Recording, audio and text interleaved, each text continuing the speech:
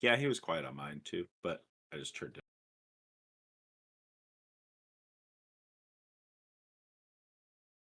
All right. Welcome to Tales of Winter Doc, Tale of Sybil's Spear, Book 3, Chapter 18, our primary actual play D&D 5e campaign. I'm Silver and will be your storyteller this evening. With me are our players, AJ, Saga, Conrad, Dustin, Ernie. Jeff will not be with us tonight. He is a bit ill, so our thoughts will be with him as he recovers. His porcelain flu, something like that. But Yeah. for those of you tuning in for the first time, or if you've missed a session, I'd like to encourage you to check out previous sessions on our YouTube channel. Also, like to direct you to our Discord server to join our community and interact with us, and to our Instagram. Links to all can be found in the About section of the Twitch channel. We want to thank Smiteworks for Fantasy Grounds, our virtual tabletop of choice, Sirenscape for amazing ambient sound effects and music. You should be hearing a little bit of music right now. It's probably pretty low. Um, Discord for our voice and video, and Wizards of the Coast for Dungeons and Dragons 5th edition, the game we play. Tales of Winternoct is not sponsored by, nor are we an official representative of any of these companies, and the views and statements made during our game do not in any way represent those of the companies unless they tell us otherwise. We'll let you know. We reached our goal last week. After the stream ended, in the midst of a raid to another channel, we did hit our follower goal. So we're at 91 followers. Woo! Yay. Been working on that one for a bit. So we have a giveaway we need to complete. So yeah, I got everybody loaded into a random dice roller here on Fantasy Grounds, based off all the entries we have, um, different individuals. So I'm just gonna roll away and see who we get. Reminder: if you're picked as a winner, make sure you join the Discord because that's where we get your address information so that AJ can mail you the lovely sticker sheet that was our giveaway for the 90 followers, as seen here. I guess without further ado, solid 10. You've been a consistent entrant, most entries of anybody. So you are our winner. I believe you are already on the Discord, so just make sure you send a message either to me or to AJ/Zedri, and we will get that mailed out to you soon. So, and we'll contact you there too. So don't worry, it's not a have to be present to win. The other fun thing is, since we picked a winner, we'll roll right into the next giveaway. So working towards the 100 followers, we just need 9 more there. We'll build some momentum here. Let's roll to that one a little bit quicker. And to spice things up or sweeten the pot, 100 followers, we are going to give away a lovely set of dice, which as picked by the players ahead of tonight's session, these lovely snow-colored with gold imprint set of D&D dice. The porcelain dice. Yes, very Yes. on brand for this set. So, Mhm. yeah, to enter the giveaway, same rules as before. Just need to redeem 100 channel points to activate the enter giveaway option and then join our Discord. Everyone eligible can enter once per stream and accumulate multiple entries until we reach the 100 followers mark, at which time we will choose one entry as a winner. And Solid 10's already on top of things. Way to go. Show everybody how it's done. If you're chosen as the winner of the giveaway, we'll contact you on Discord, get your mailing address, send you your prize, and we'll keep doing this because it's fun. We like to give stuff away because we like y'all for being out there. So, Yeah. Thanks for being here. ah, with that, previously on the Tale of Sybil's Spear. Sybil's Spear, a group of 6 strangers brought together through tragedy to combat various threats in the world of Winternock, and along the way being caught in the web of an otherworldly entity known as the Dreamer, and Kurzera. Their current journey has brought them to Torsland, the northern homeland of the party's barbarian, where they have met Aliona, Jofridir's beloved, who together the party traveled to Snowdskull, Jofridir's home, and arrived to find the town seemingly abandoned. After some diligent search, were able to locate the children alive and well, the sea caves, and unfortunately, no living adults left in the village. Many bodies were found, but many individuals still remain missing, and their whereabouts are still unknown.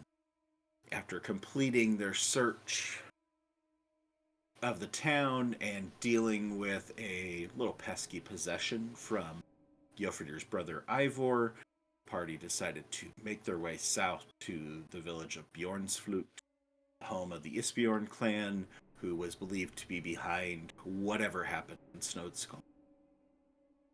Party headed south has been traveling for several days, and during which they've encountered a hermit named Slore, dealt with a couple more interactions with Ivor's ghost, thankfully no possessions, some river crossings, marsh crossings, a haunted holdstead, warriors riding mammoths and chasing them across the snowy plains, bloodthirsty blights. Oh, and, there was this blood god named Vibin Sanglut, but yeah, that wasn't important.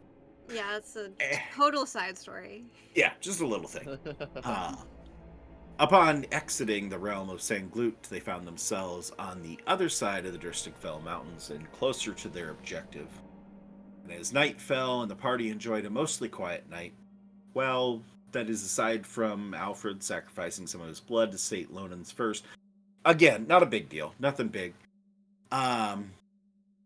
They decided to continue their journey the next morning without incident, but without their trusty mounts, now stranded on the other side of the mountains.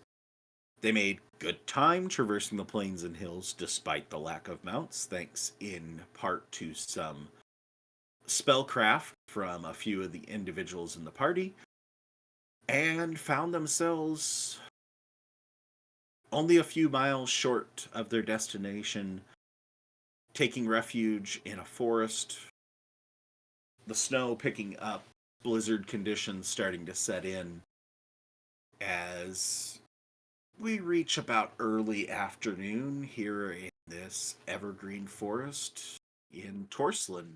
It is someday in Sonman, 296 years after the fall, as our tale resumes with the party entering the evergreen forest in the gray light of the overcast afternoon, and a welcome respite of a little bit of a break from the wind and the blowing snow as they find a nice natural shelter from the elements.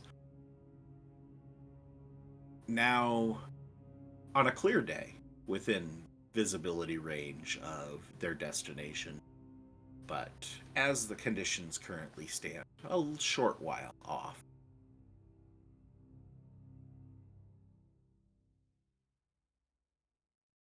I will ask, what would you guys all like to do as you enter the forest and decide what comes next? Well, I think last time we were talking about us kind of setting up a small camp so we could kind of sit down, Okay. get a plan together, um, and prepare ourselves before trying to execute said plan on the morrow. Tomorrow. Well, I think we need to get a little bit closer first. We can actually make a plan.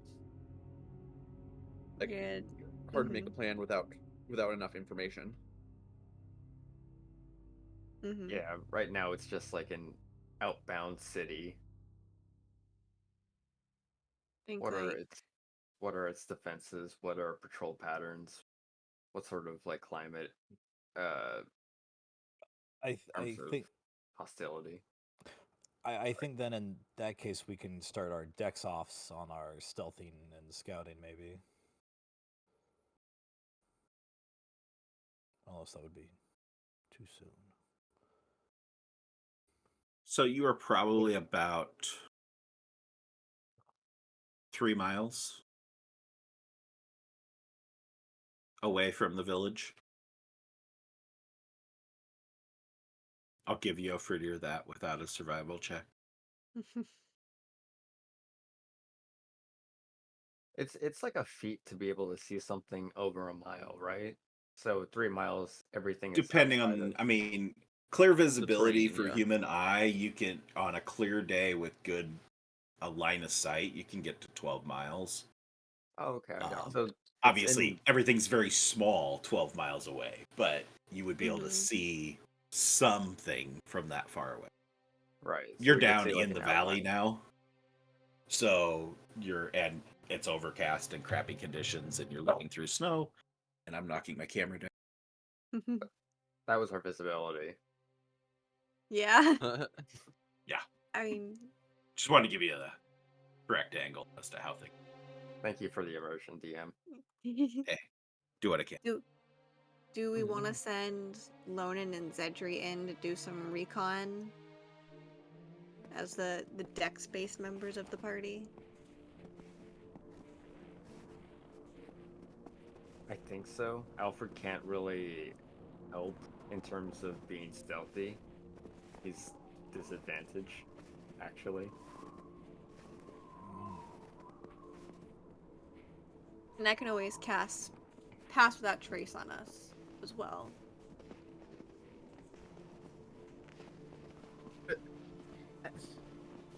3 miles seems like a long way out for a scouting mission. I mean, not saying stop here, I'm just trying to get a plan together. Do you think if we kept at a pace that we could get maybe within a mile and a half, set up a dome for a camouflaged base, and then start scouting?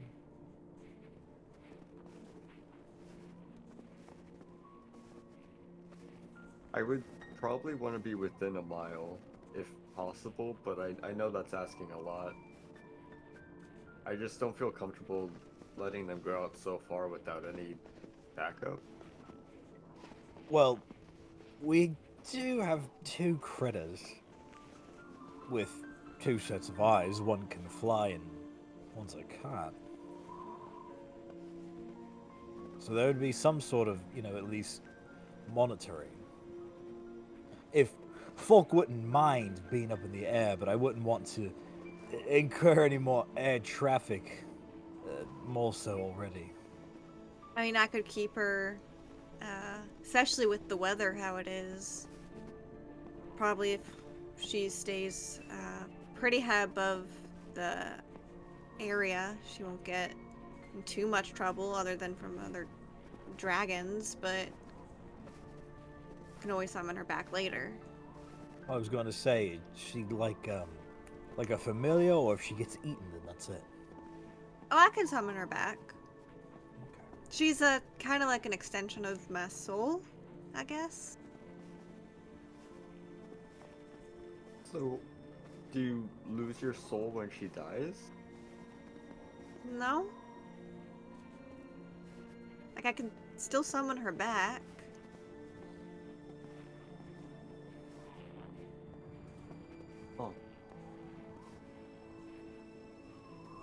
Oh. You'll just see Alfred's very confused at this conundrum mentally. He's gonna continue walking forward, like looking for a closer, I guess, clearing place that we can respite. I mean, honestly, this weather is some of our best luck yet. Means we can get pretty close without being noticed. I say that we push ahead to either a mile or a mile and a half from where we need to be, and then just set up there. I think the dome would be the best option, for camouflage, especially against an all-white background like this. Or if we find a big fucking tree, we could just go in that. Zedri, what are you thinking? I think that the forest is probably our best bet. I mean, we have established that your dome is great, silliness, but things can still hear from it. And the closer we get over to Bjornsflukt, they're probably going to have things set up. Some sort of security out there.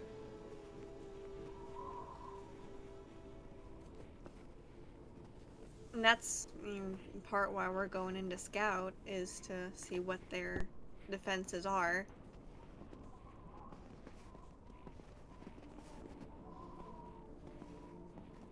I would say we all go in about, like he said, 1.5 miles. We don't set up any official camp. A couple of us go in a little closer to get some information and scouting done. And then we return, and then if we need to set up a better camp a little farther away.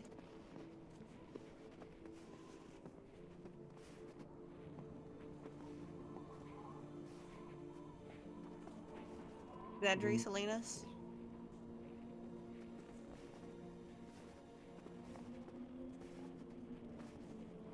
If that's how the group feels, then I'm game for it.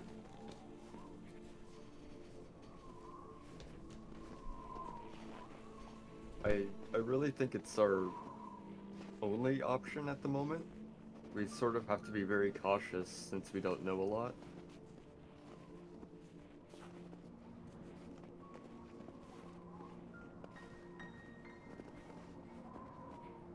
Alright. I guess Well- Sorry. Hmm? Go ahead. Kiesel just starts walking.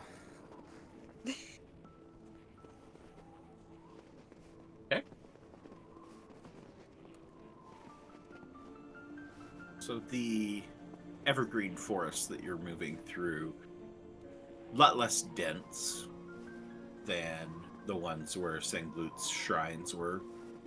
There's lots of open spaces where, while the trees are large enough that you could probably take pretty good cover behind any individual one with a decent stealth, there's also quite a few open spaces that if you were to like set up something like the hut or any other sort of camp, there's good space.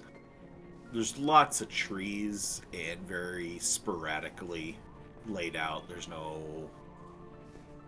It's clearly a very natural occurring forest that any significant distance from within the forest you can't really see anywhere because there's just too many trees scattered across out in front of you.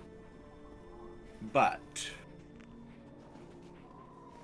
continue walking along, blowing snow, and find yourself starting to see the trees start to thin out in front of you after traveling a couple miles. It's a fairly decent-sized forest. This is probably a good place for y'all to sit tight while we take a peek closer. If everyone is still okay with that. I don't mind staying back and foraging or looking for firewood or just, you know.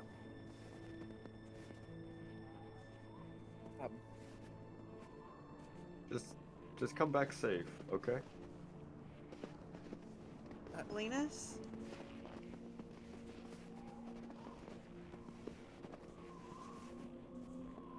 If you're gonna say something, say it.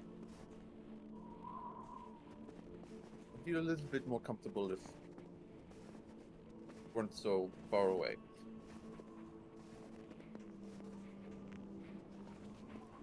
I mean, at this point, this is... keeps y'all safe as well.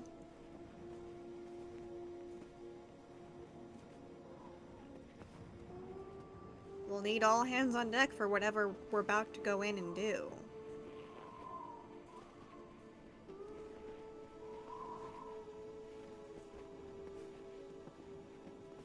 The only thing we can do is just sit and Wait tight, Salinas. We can't go headlong in there.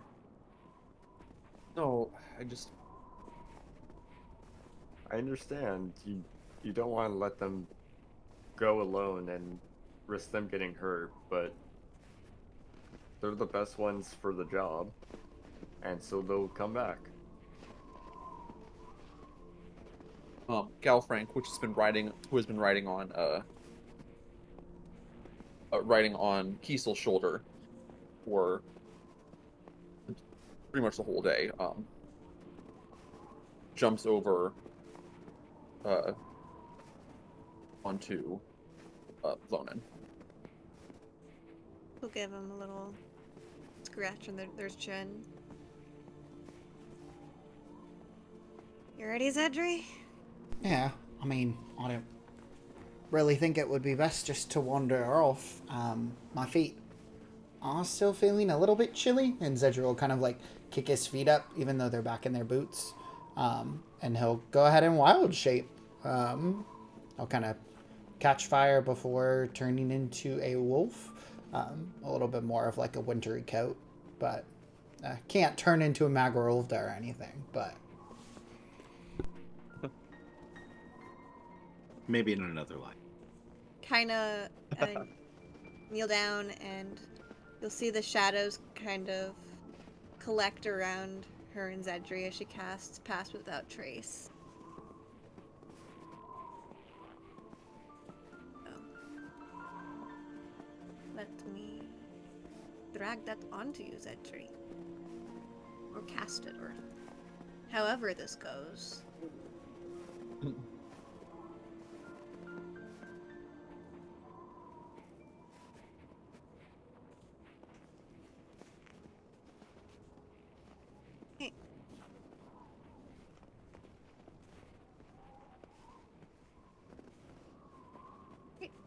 So, let's go.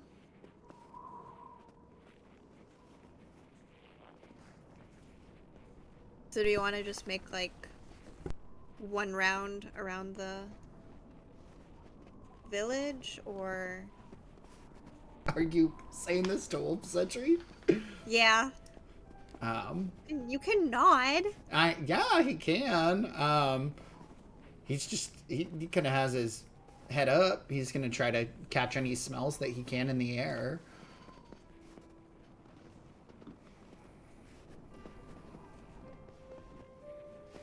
We guess we approach to try and make a around Bjornsflukt and see what we see. Okay.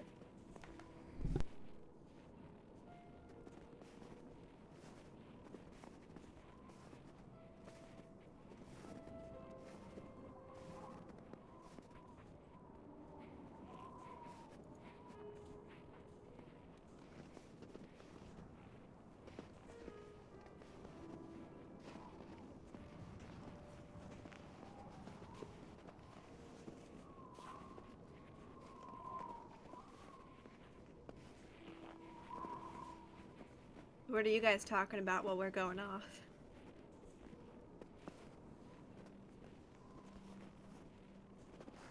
Kiesel is making dicks in the snow as you have very swiftly walked out. There's not a whole lot of conversation, but he does feel a little mind space, so just to kind of get his mind moving, he's just 1, 2, north. Salinas' eyes glaze over. But he does kind of instinctually at this point, just because he's done it enough times, start making the motions and going through his spell book to ritually cast Lehman's Tiny Hut. Okay. I like to think the hut encapsulates both of the balls in the snow. Alfred is going to walk up to Yelfredir, and he's going to start asking him about some of the culture of Taurus land, and as he's walking up with Cybil, and he's gonna start asking about the sort of culture around like animal training, as he's seen a whole bunch of clans like take up different types of animals, and see if he has any tips and tricks on how to train Cybil. He just wants to spend some time with Jofredir. Somewhere there. Somewhere out there. Jeff will pass along his thoughts on animal training through the body of Jofredir.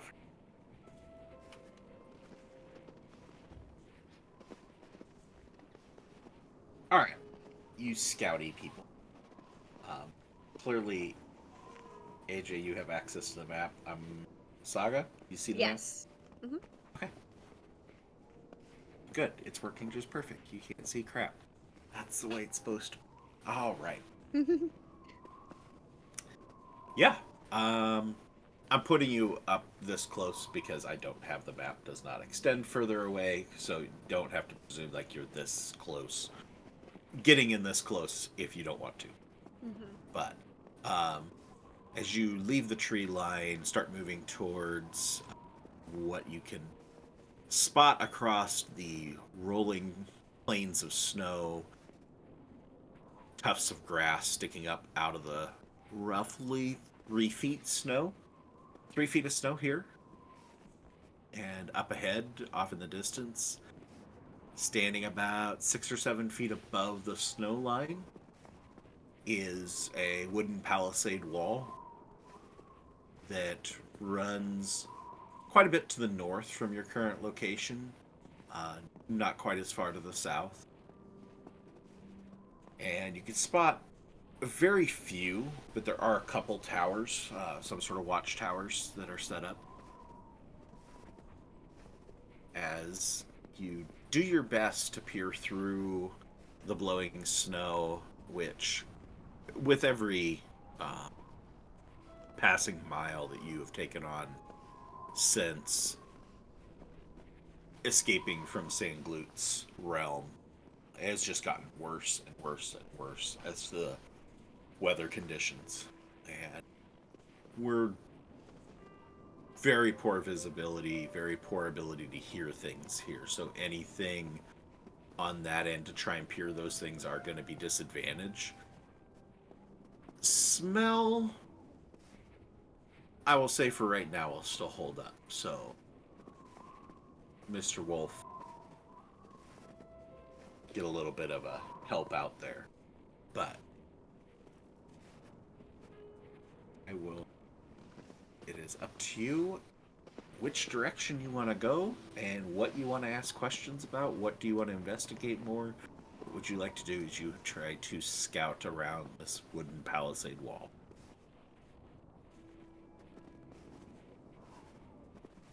Probably start going to the right and start kind of circling about there.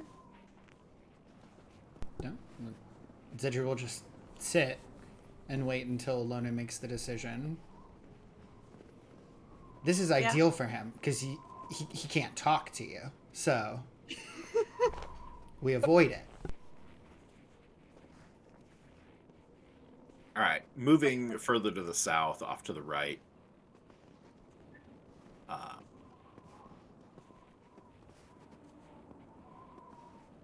Yeah, I suppose that's fair.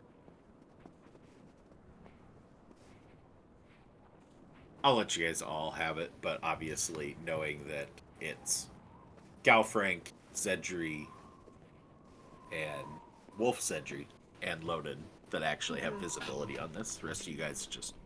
So you're not just sitting there in the dark. Thank you. I can imagine Selenis is sitting there, like, relaying all the information play by play.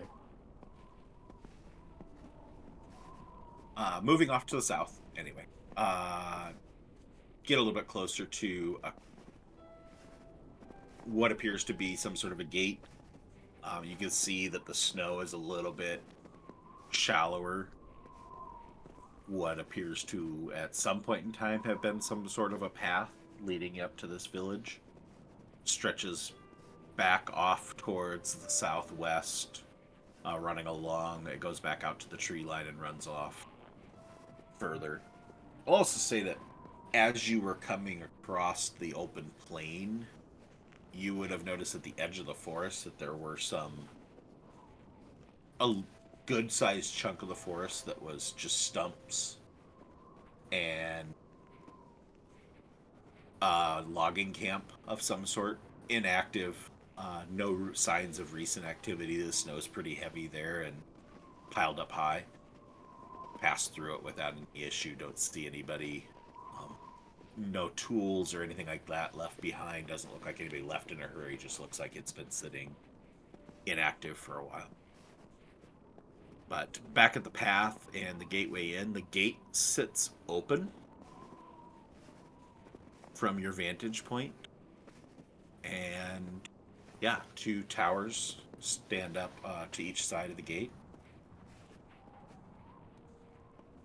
Is there any do we see any, like, or I guess in Zedri's case, smell any, like, smoke or, like, fires or anything? Tetra's looking for signs of life. Or Yeah. same wavelength. Yes. You can give a perception check and just state as to what you're using. So if Wolf Zedri wants to do smell, that'd be just a straight roll. Versus if Loden's going to rely on her eyes or anything in that department, then of course it's going to be the disadvantage as previously noted. Well, I mean, due to the fact that I'm a wolf, it's gonna be with advantage. There you go. I mean, I already have exhaustion, so it's a disadvantage anyway.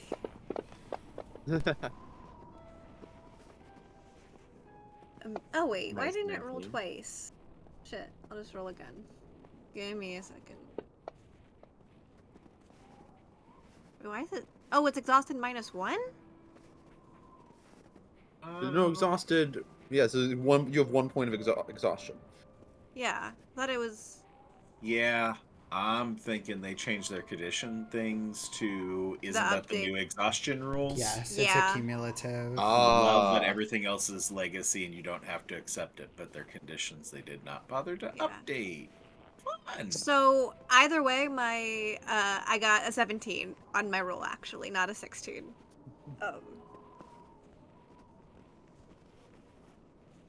Okay.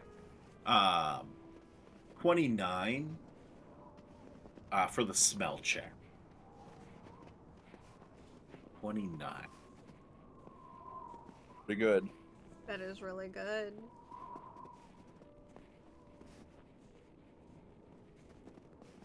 You pick up definitely smell of some fires burning. Not a lot, but a few.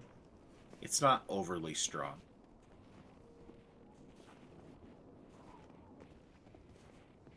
So you also pick up the smell of elf and human. And another creature of some type, but give me a nature check. Give me that dog nature. Ooh. Ooh. Dirty 20. Some sort of bear. And also smell a very familiar scent for Wolf Zedri, and you smell wolves.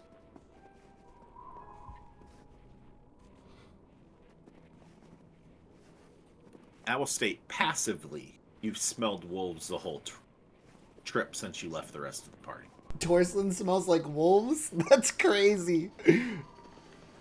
It's the least surprising thing that Just very I want to be honest. wet dog coated continents. Yes. I mean, All right, Lonan with the 17. You would spot a few trails of smoke for just intermittent in between the snow, but Is there any visible activity from the gatehouse? So yeah, also with your 17, you would notice that there is an individual in each of the towers. With that, give me your stealth roll with your pass without trace. Yes. And Zedry, it's up to you Could if the wolf is being stealthy or not. Yeah. Yeah. could Galfrank make a perception check too? Yes, and Galfrank will need to make a stealth roll as well. Okay. So 26. Oh, so awful with that exhaustion. That's just I know, right? awful, right? I think it's Oh, 26 actually. I have a 30 because of the plus 10. Nice.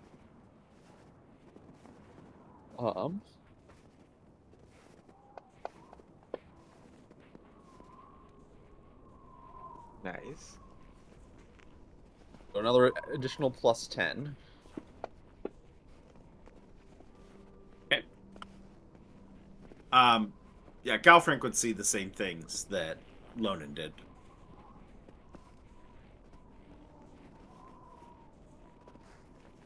I will add to, since with the dirty 20 above Lonan's 18, is that right? 17?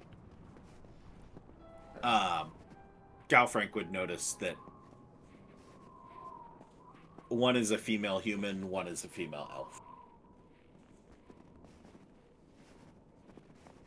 Say that again? The individuals in the towers, one is a female human, one is a female elf. Both are adults. Okay. Lonan would see. Can that I they're see them adult clear enough to make individuals. out their features? No. Okay. Yeah, so I guess we'll kind of continue. Zedry will charades for Lonan, and he will go up to one of the trees, and he will start to scratch at it a bit, and then he'll kind of push up against it, like the tree is to fall over. Then he will put a paw print heavily in the snow, and then he will slap his paw onto Lonan's foot, and hope that she can make it out. Can I inside? What are you saying? Movie, 3 words. Making an insight check. I'm making an insight check.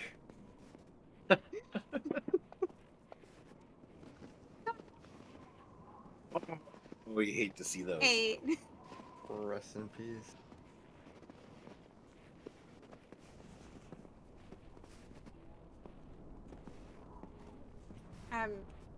It is what it is. Should I not continue? Zidru will shake his head. And then he'll point to the palisade. We're not going in. Shake his head now. We're gonna go around. Okay, let's go. Zidru will shrug a little bit before he follows along.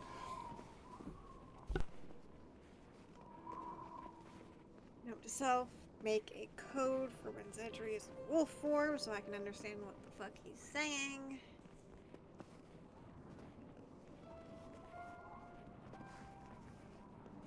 All right, with your stealth rolls. By the way, Lonan, I got rid of I took the effect off because the -1 was just going to be more annoying than anything. So just continue to remember you have exhaustion.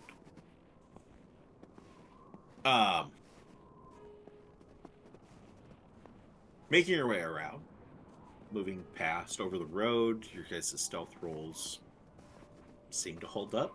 There doesn't seem to be any additional activity from the towers as you move your way to the south around. Feel free to move about the map as you so choose. Is the snowfall heavy enough that it's obscuring our tracks pretty quickly after we move?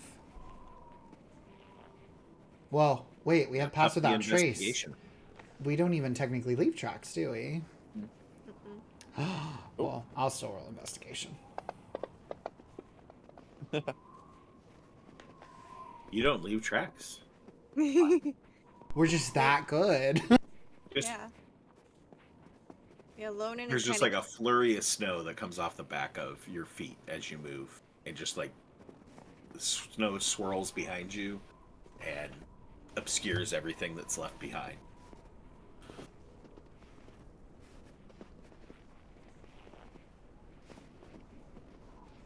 zooming.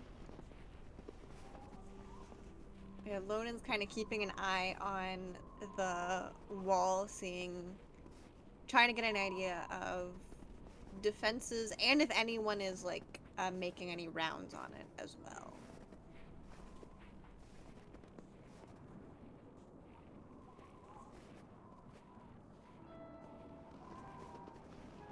Don't see any additional activity from the two individuals in the towers. You do spot this other tower to the south, and don't see any signs of there being anybody manning this one. Also don't see any activity on the top of the wall.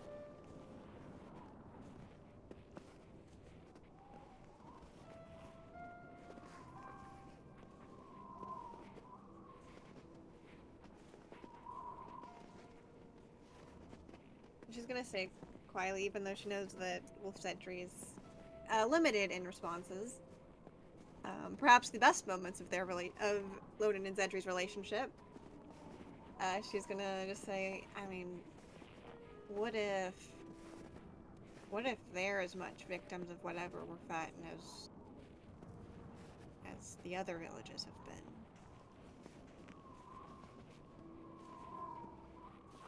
Zedri will whine. I mean, I agree. It's out there.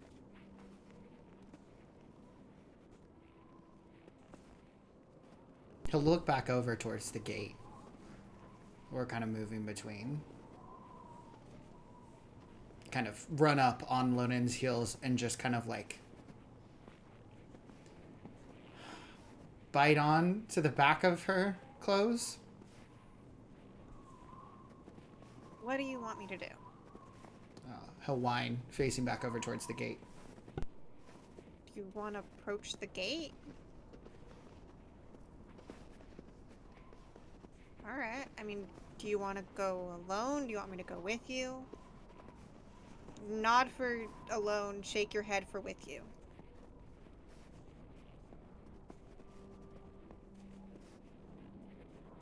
You sure? Wait, I need clarity. Nod your head if you want to go alone. Shake your head if you want me to go with you. Yes. Okay. She is clear. She is just making sure. Yes, that... yeah, you, yes, Okay. yeah.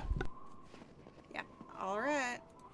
So yeah, I guess they'll sneak up towards the gatehouse. She'll probably try and like come as close to the wall without being seen as possible and like kind of snake up next to it. DM. Mm-hmm. Can I cast magic while looking through Galfring's eyes?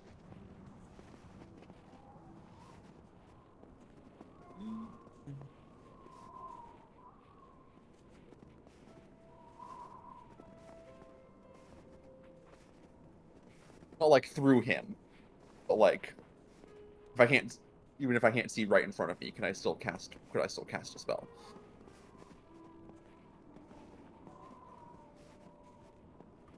I mean, I guess if you have all the components, wouldn't it be possible? Fireball.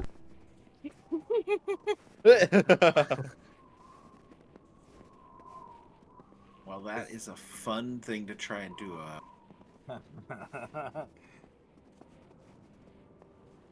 Do you need your sight and your hearing to be able to? I would say no, because this wording of Find Familiar is as an action you can see through your familiar's eyes and hear what it hears. So it is an action to do it, so you couldn't be doing another action because you're perpetually keeping this action going. The interesting question part is, and this is, I'm open to the group on decision here. While your familiar is within 100 feet, you can communicate with it telepathically. The second part is a continuation of the same paragraph, but can you see through it from over 100 feet, or can you only see through it from 100 feet away? Like the telepathic communication. I think a lot of GMs rule it that you can continue to see through it. Just not. But communicate. you just can't directly like communicate or command them. to do Sure, specific- the telepathic part's clear. Yeah. I was open to whatever the group wants to do with that one. I'm fine with that. So, but I would say no to the original question of the being able to cast magic while you're not there, senses wise. Okay. Yeah. Zedri just got out of a very scolding sending message.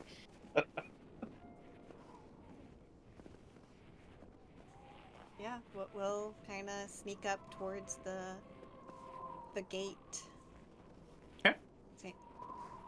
Staying as close to the wall as we can. Zedri has a winter coat. He's good. You're wearing your crow cloak. It's not the cold is why she's staying close to the wall. It's to stay out of line of sight. Well, that's the thing. Zedri probably blends in with the environment pretty well.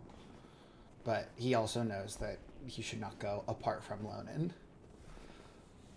Lest Galfrank hop on his back. She offered it to him. It's like if you go up here and then work your way along the wall, Yeah.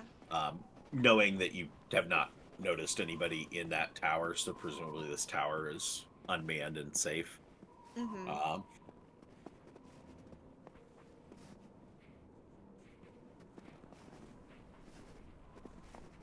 Okay, I will say with you getting closer to the wall, give me new stealth checks from the three of you. I'm assuming Galfrank is still riding along, so Yes.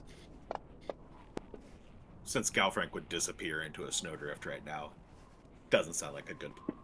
And then I have the plus 10 to it as well. I don't have the effect on me. Probably because of wall shape. It didn't bring up an effect. I don't know why. I wonder if that's something that I have to go fix, that it maybe got deleted out. I don't know. 33. That didn't even try hard on that one. Okay, so 21, 33, 18.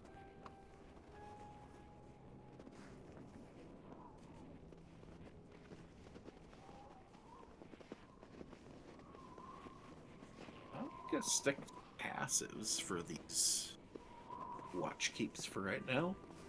And you can presume that their passive is not catching. There's still no signs of activity. Don't hear any movement of any significance. There's like a slight scrape, like a boot going across some wood up above, and some creaking, but nobody peeks their head out of the tower looking down at you. You're able to find your way to the gate, which, as aforestated, is sitting open. I mean, Lonan's letting Zedri lead the way with this one. Zedri's full on, like, on his low down, like, slightly pawing forward, very cautious.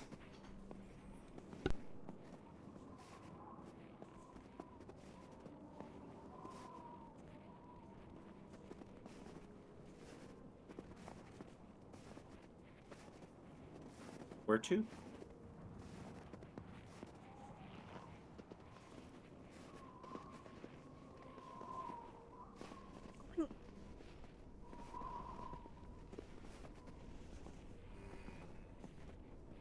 Starting to cautiously ease your way into the gate. Still no signs of movement from above. Looking out, you can see decent sized little village. A little bit smaller in total space, which you've kind of gathered from the size of the wall outside. It's a little bit smaller than Snowed Skull in square footage, but looking inside, you quickly see that it's far more compact as to buildings being next to each other. Yeah, you see 3 buildings on your left, 2 buildings on your right, and a center road that's leading deeper into the village, and a much larger building up ahead. Probably be about the extent of what you can see with the visibility issues. Nose up in the air. These, Oh, I'll say that smoke stream wise, from what you were picking up before, smell, the smoke mostly seems to be coming from the more northern side of this road.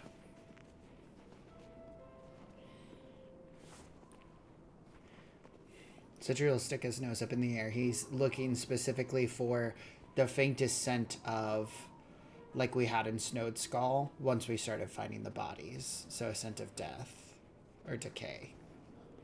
Okay. Alright, I will mark your smoke stack, or smoke stream. Mm-hmm. So I'll ping them for you. You got one coming from there, Okay. one from here, here, here, here, and here. And a bigger one coming from that thing.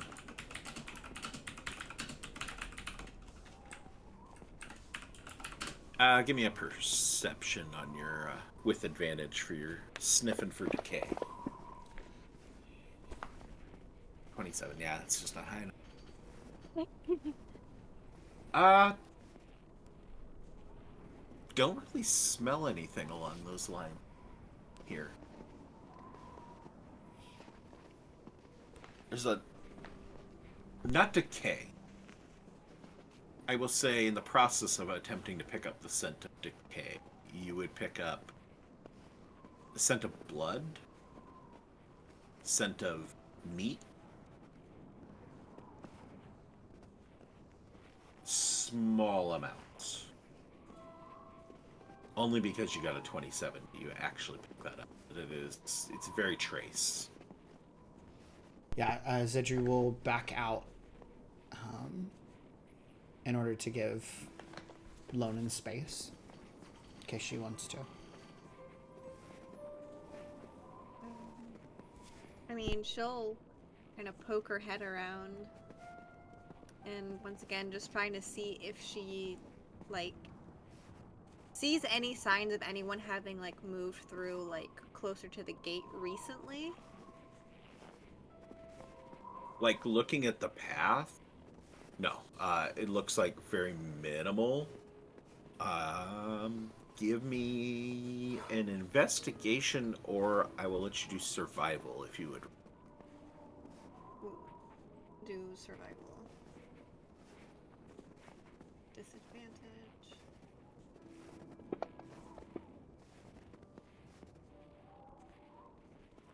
There are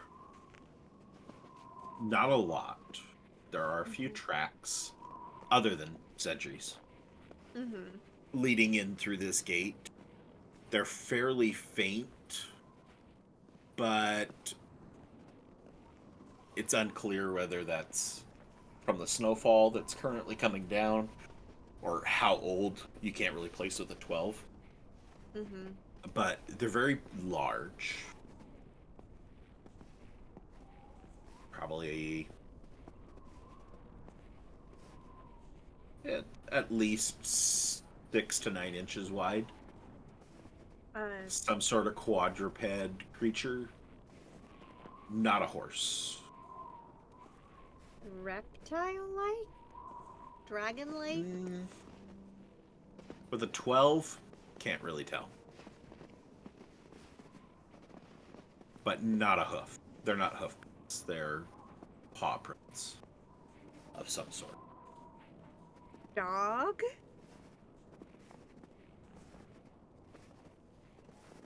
Don't know what the 12. I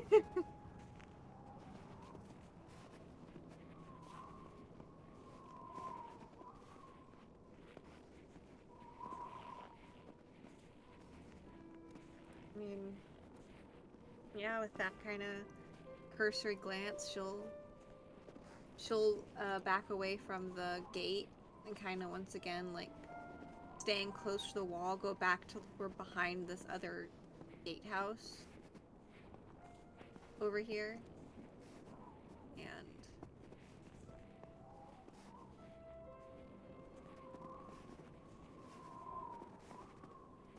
I mean, her plan is to continue on and at least make a full round Okay. around the palisade wall.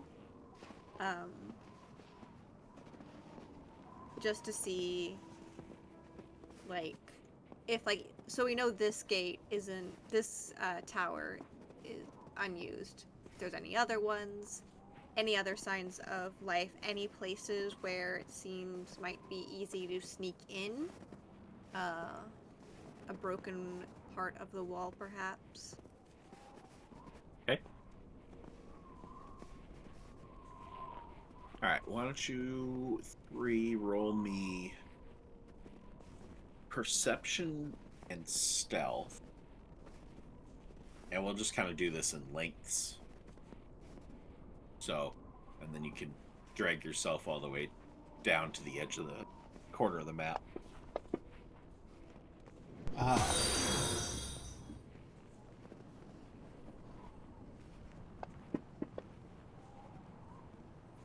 Oh, we just got a new follower. Thanks for the follow. Welcome. Nice, yay! Oh, Doing some scouting. Scouting of the enemy base.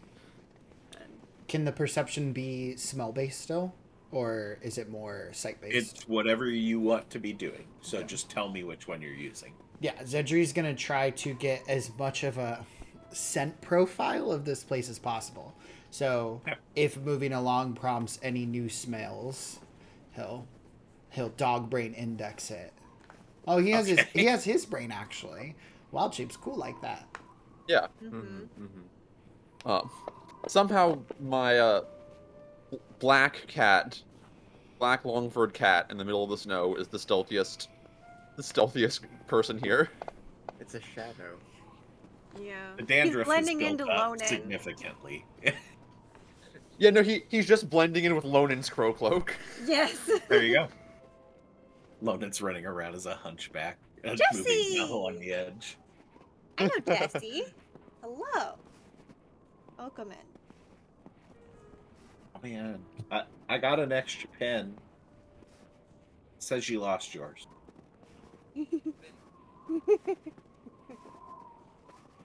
That's the next giveaway. Giveaway Yes. pens. But yeah. Okay. Yeah. I think I just okay. We got everybody. Right. Okay. Moving along the edge of the southern wall. Everything appears to be intact. You don't notice any signs of a place where you can maybe like push through or break down.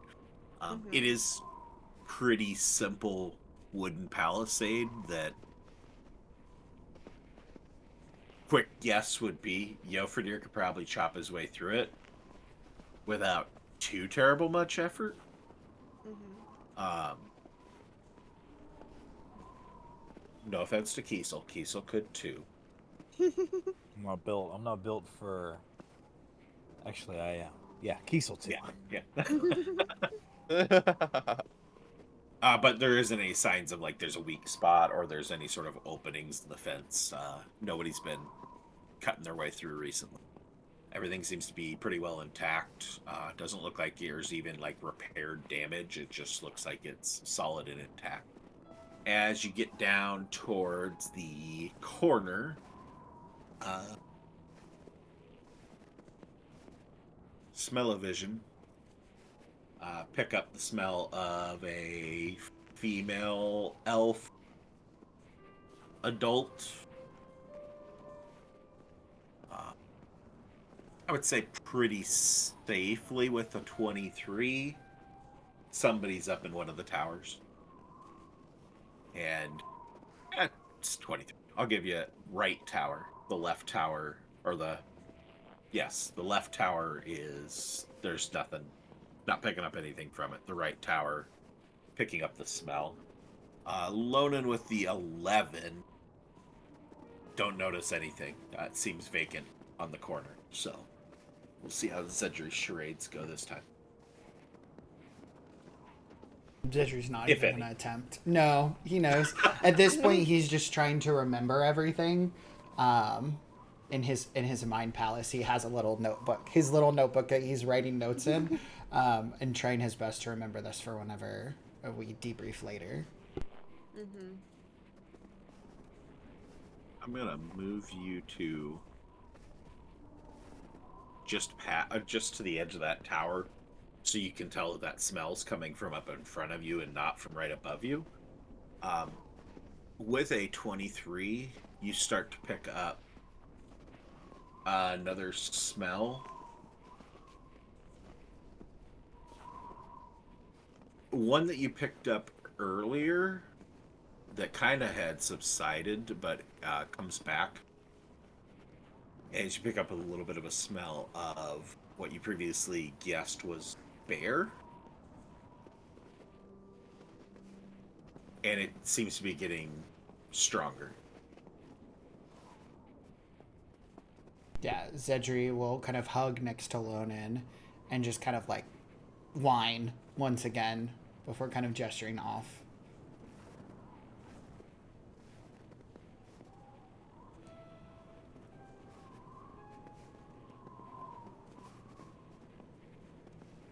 Continuing or not continuing? He'll go ahead and hop up on Lonan and, like, with his muzzle right in her face, just start growling and then look off in the distance and whine. Danger and distance. Zedry will shake his head before jumping down, and his tail is kind of like brushing up the snow. Shake or not? Nod. It's hard because this is technically shaking your head. No. Yeah. I understand what you mean. Like, alright, so something dangerous in the distance. Alright. Keep that in mind. And we'll continue.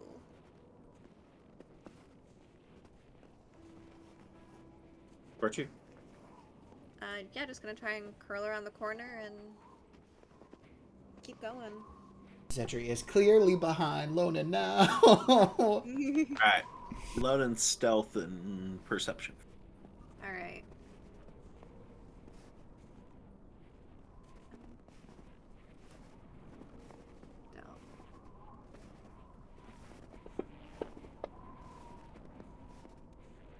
That's pretty good. It's And alright. Yeah. And then perception.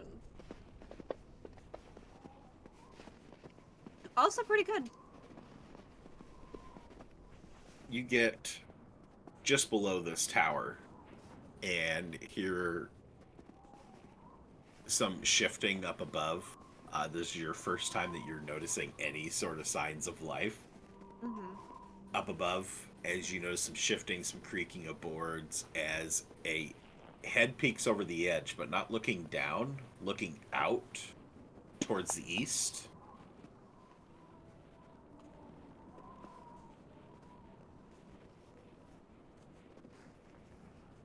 He fell from the cloak.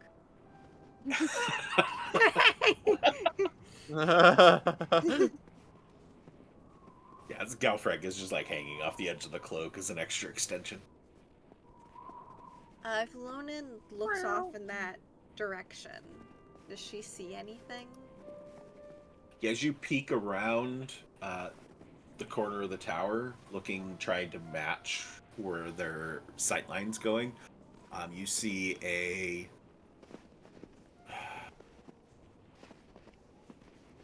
give me a nature check.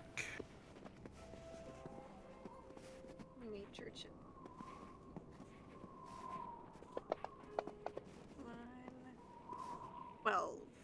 12. It's a white bear with a saddle and barding and a rider atop.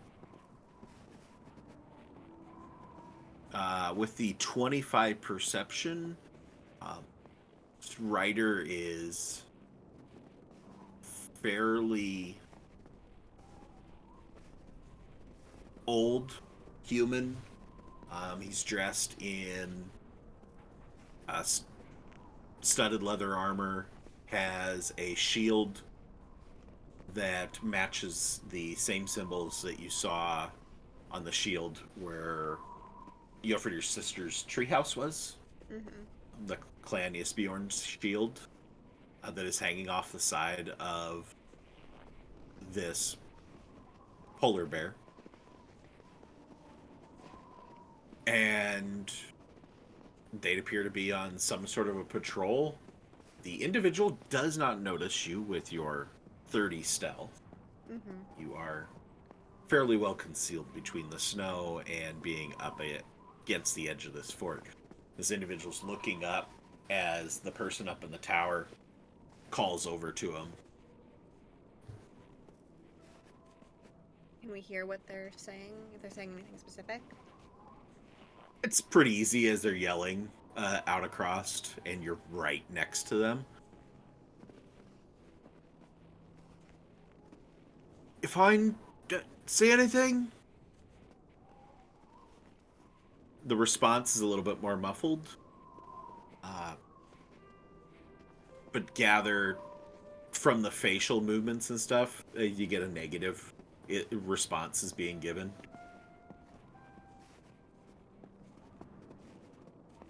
And then the head peeks back, disappears back into the tower above you as the polar bear and its rider moving in your direction.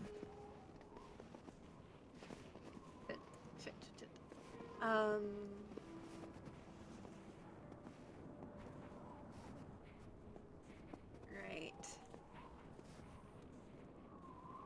She's going to turn to Wolf Zedry and say, alright, so, you're probably fine. I have an idea. I might need your help. I'm gonna try and bury myself under the snow until they're gone. Do you understand? Zedry paws at the snow a little bit. I'm gonna assume that means you're agreeing. You get a nod. Yeah, no, Good Lonan is boy. as quickly as she can going to, like, kind of like pull her cloak around her as much as she can and like kind of like pile the snow over her and just like try to like kind of making like a snow fort around herself to like hide in, essentially. Okay.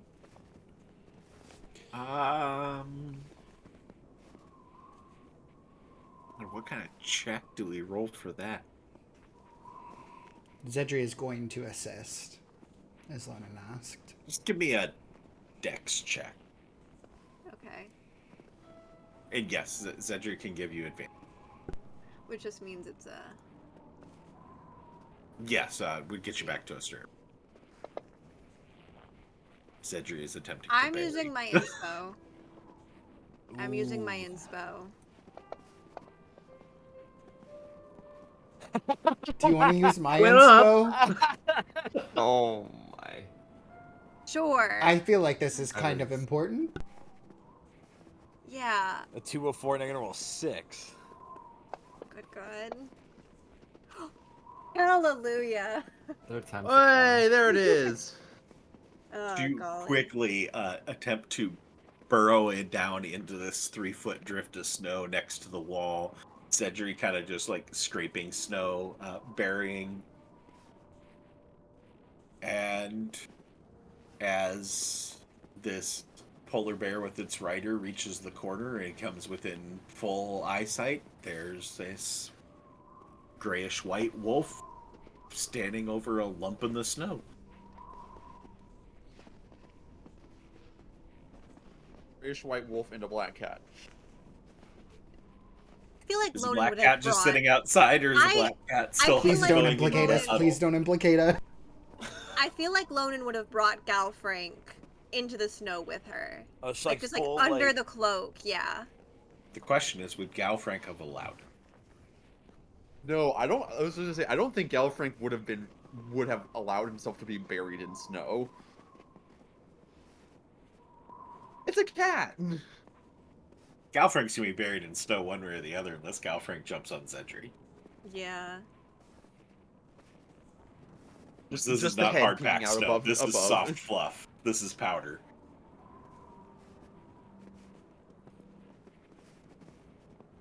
The rider stops and just watches Zedri. Zedri will kind of like peer up towards this bear and then just kind of like yip before running off.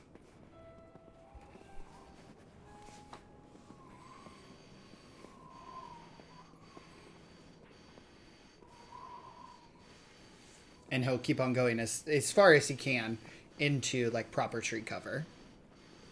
Okay. Lonan and Galfrank pick up a very muffled. Oh, did you say that? What? There's a white wolf went running off into the woods.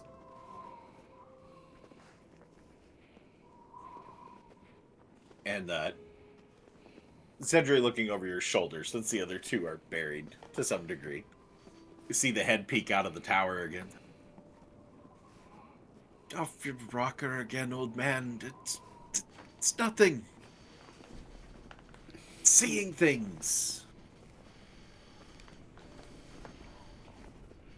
You find a place in the trees where you can successfully turn around without too much fear of being spotted. Doesn't pursue you. Loden, you hear footfalls. Muffled, a decent ways away. The rider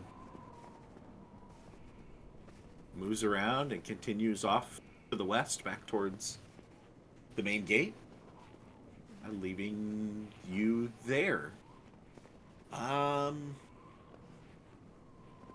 give me a con save.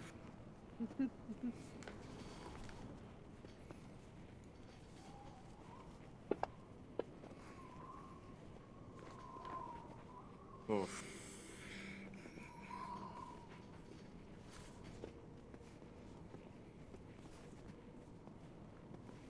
Take 2 points of cold damage Okay. from your little cocoon in the snow. All right. But yeah, as soon as she doesn't hear the footsteps anymore, she'll pop out.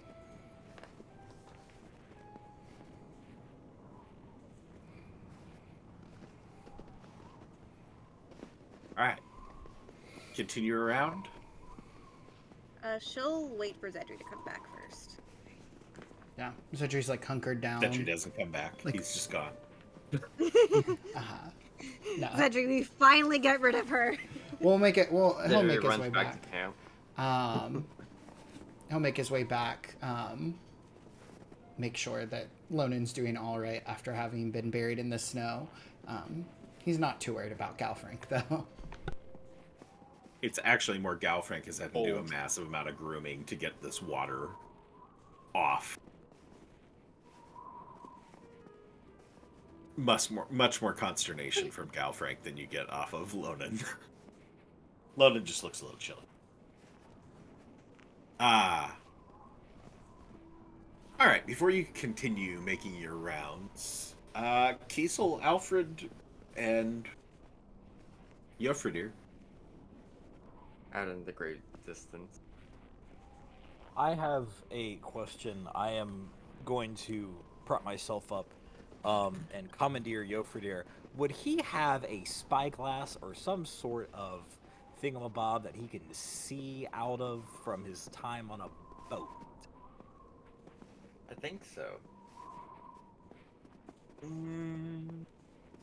No, No. not have a spike. Got a compass. Oh, get a compass. You can't see with a compass. No. Points you at places. You could attempt to look through a potion of climbing.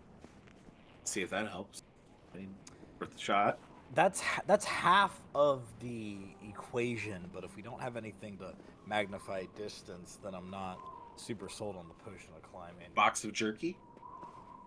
No, not unless we have reflective glass.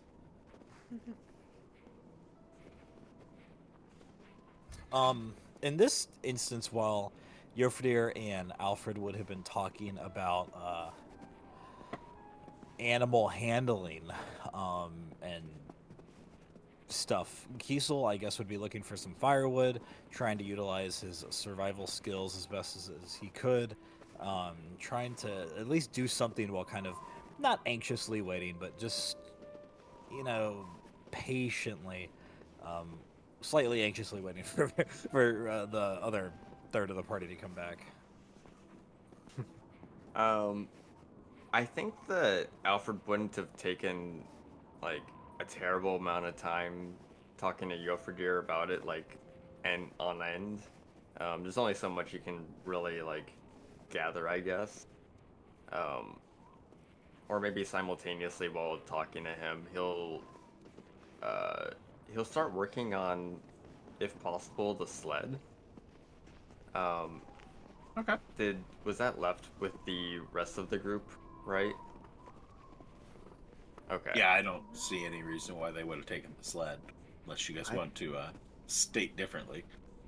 I don't know what their plans are. Galfrank's been traveling in style.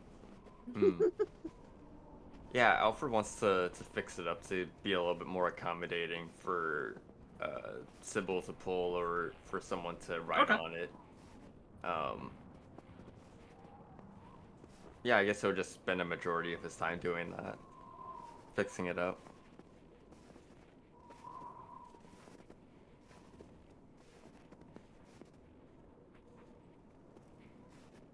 All right. Back to the two of you.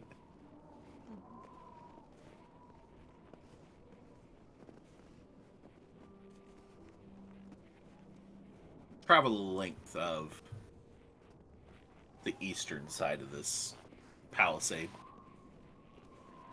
Go ahead and give me stealth and perception, or sorry, 3 of you. I said 2 of you, but I meant 3.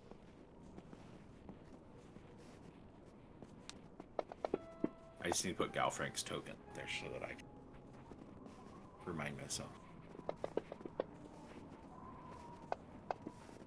Oh boy, Galfrank disappears on that map. Honestly, Galfrank has been doing really surprisingly good. With the exception of the one nat 1, it's been amazing stealth. Yeah. He's been doing good on his perception checks too. Mm-hmm.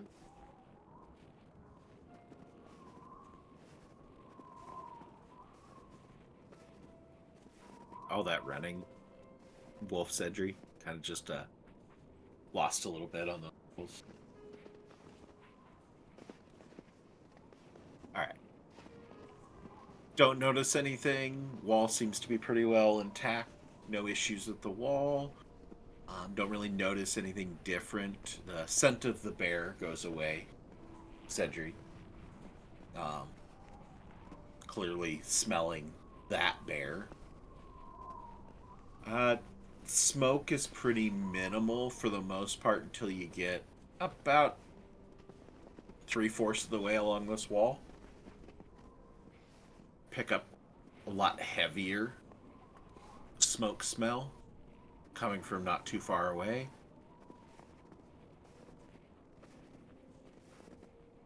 Together with let's see, what'd you have for perception? 15? Just a heavier load of smoke smell coming. But other than that, don't really notice anything. Just getting pretty good grounds of knowing where the edge of the wall is. I'm gonna go ahead and you guys Thank you. up here. Look at that cat go. Meow.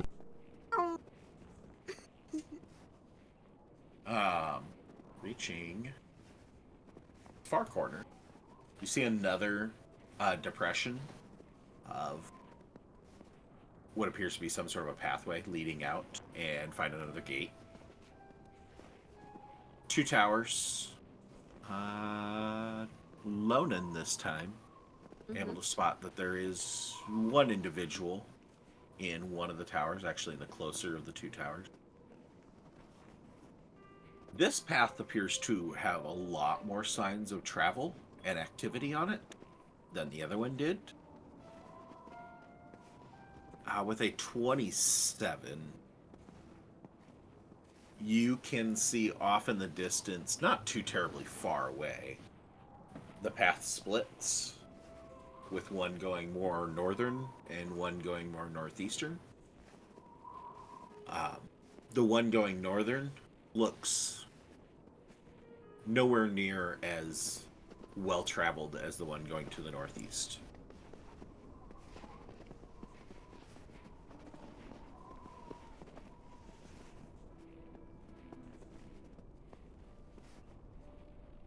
Lonan, you notice that as you peer around the corner,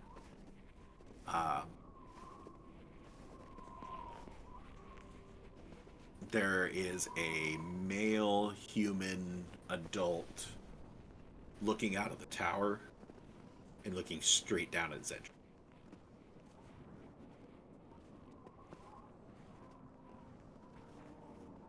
Not doing anything, just staring, much like the bear with the rider was doing before.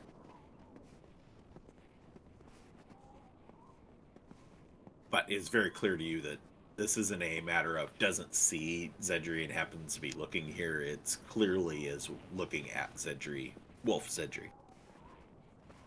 She's going to say, as quietly as she can, through gritted teeth, like, "You're seen, act wolf."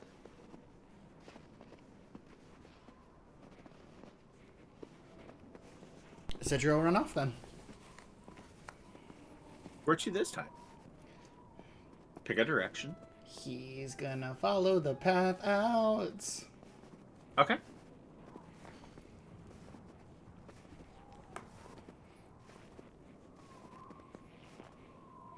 And if his Victor continues looking out, shoulder elbows up on the edge of the watchtower, just watching Zedri run off into the distance, into the snow.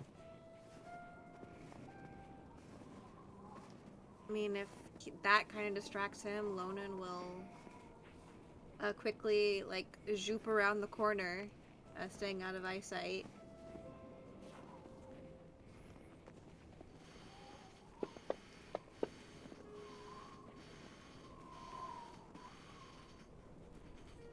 Don't notice any more activity. Keeping eyes on things. Individuals just staring off at Zedri. The distraction seems to work. And as you pass by the entrance, looking in, you can see several buildings, different buildings than you peeked at from the other side. Completely different side of town. The nearest building appears to be a temple of some sorts. It's pretty modest, fairly small. And you can see the source of a significant plume of smoke that is coming up is from... So, this is the temple you spot, and the smoke is coming up from these 2 buildings here that you can just barely see the edge of. You have a 27? Say, also hear some clinking and banging of metal tools coming from the same direction as where the smoke is coming from those buildings or somewhere in that vicinity. Does it sound like a blacksmith? Something she'd be used to hearing? I'd say that would be a fair conclusion. Ask Alf. He's a Well, little Let him put smart. Galfreg's headphones on for a moment so he can hear. Well, I mean, Lonan's brother is a blacksmith, so. Yeah, I mean, it seems to be kind of match that. Some sort of a hammer on metal. Yeah. Yeah, she'll kind of just take note of that, and unlike waiting for Zedri to come find her, because she knows that right now there are some eyes on Zedri. She'll kind of just albeit slowly, move along the wall. Okay. Thanks for the sub, Paisley, and thanks for the we have a pet the pet from Donald J. Trump 24.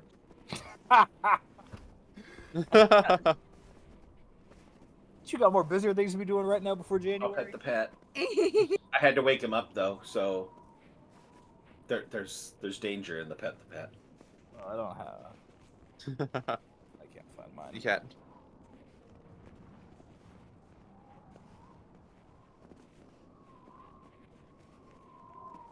Okay.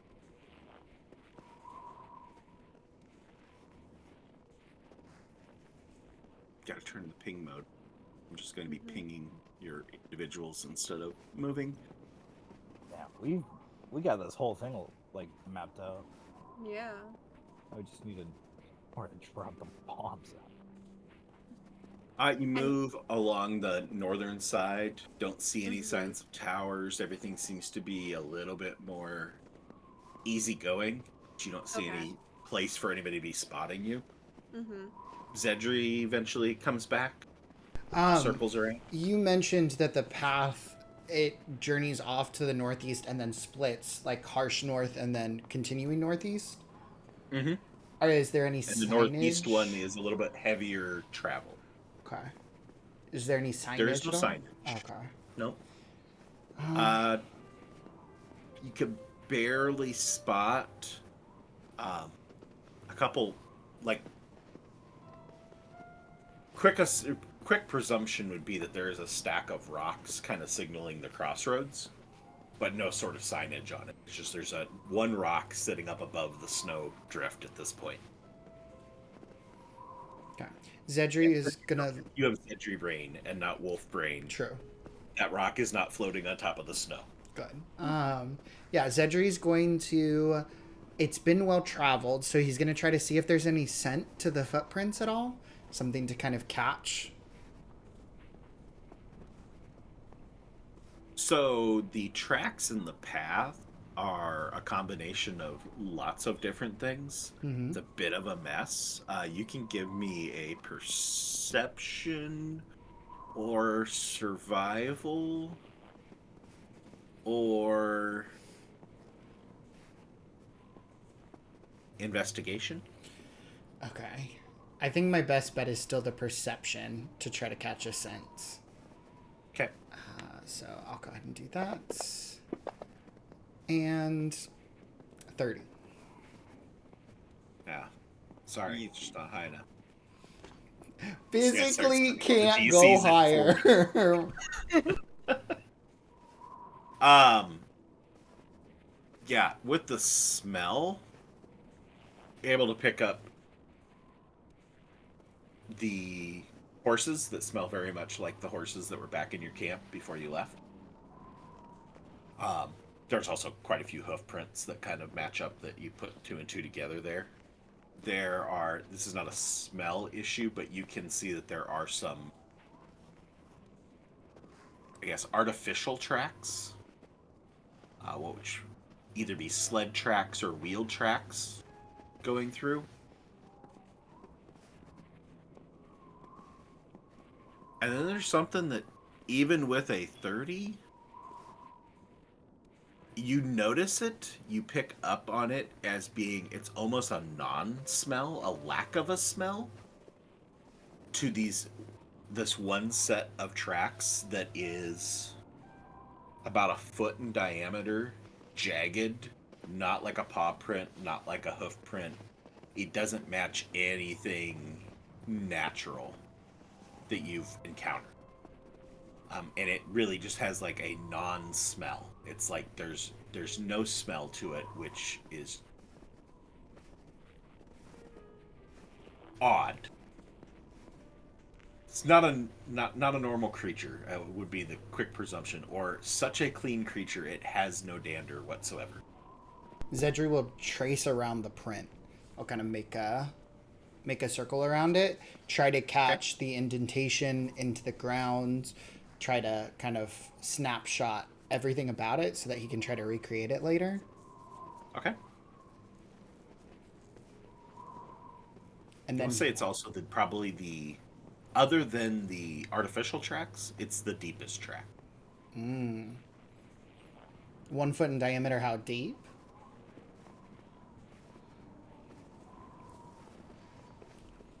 It's a little tough to tell because there's some snowfall fill in on it.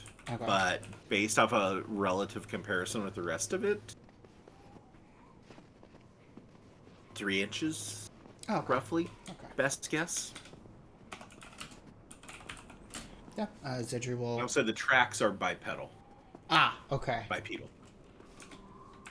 These tracks. Important. Bipedal. Zedri will trace around it, and then he'll tangent off, and he'll go ahead and chase after Lonan. But he's going to sacrifice time to be able to catch up with her, so that he can try to connect with her stealthily. Okay. As you guys make your trip along the northern side, like I said, there's not much to take in.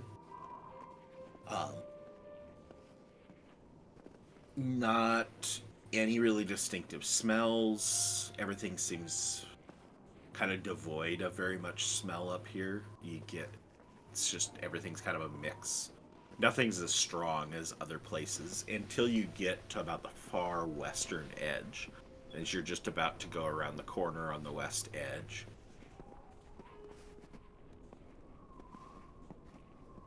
Boy, that's fun.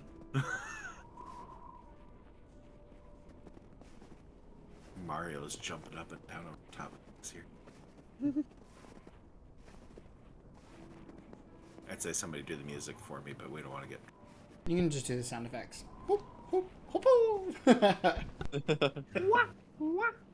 Exactly how Zedri Wolf sound.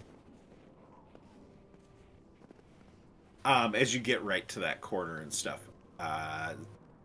go ahead and give me perception checks again. There's really nothing...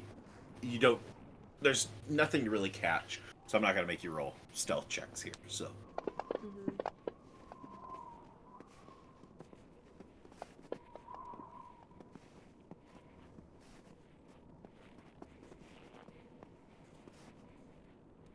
Nice 20s here, folks. Gal Frank, want a perception check? Sure. You gotta keep it up. Yeah. Yeah, I guess 15 will work. Not bad. Okay. Zedri with the smells. Start to pick up that bear smell again. Greater number, it's stronger. So either a bigger bear or more bears. Start to move towards there being a little bit more smoke smell, and pick up the smell of a male human or a male adult elf as you both catch eyes on, actually all three of you catch eyes on this tower around the corner. Zedri will tug at Lonan's clothing again, then in that case.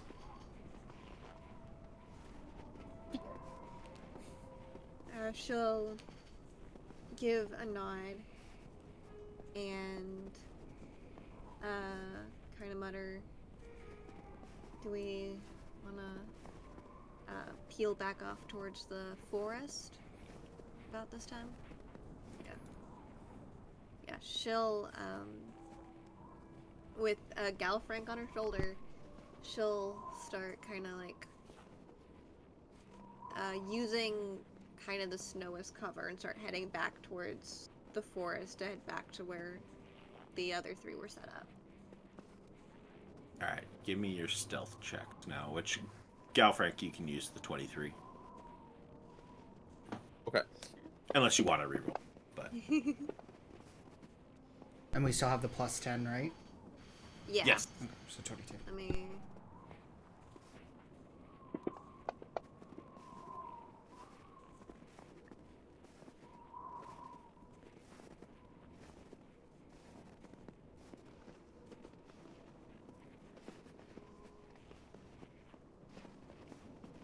okay. So Zedri's got a 22, 23 for Galfrank, loaded with 50.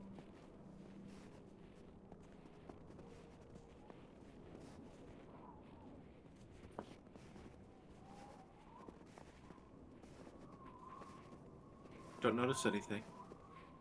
Did you roll out, head off, doing your best to find cover in trees as you move out and away and eventually get to a point where the blowing snow obscures any view of the village behind you. As we go, Zedri's gonna just occasionally kind of slow his pace and just hold his nose up to the air to catch if the bear scents are anywhere near us, or it feels like they've been totally lost. You get a. It steadily gets weaker and weaker as you move away, and eventually just is gone altogether.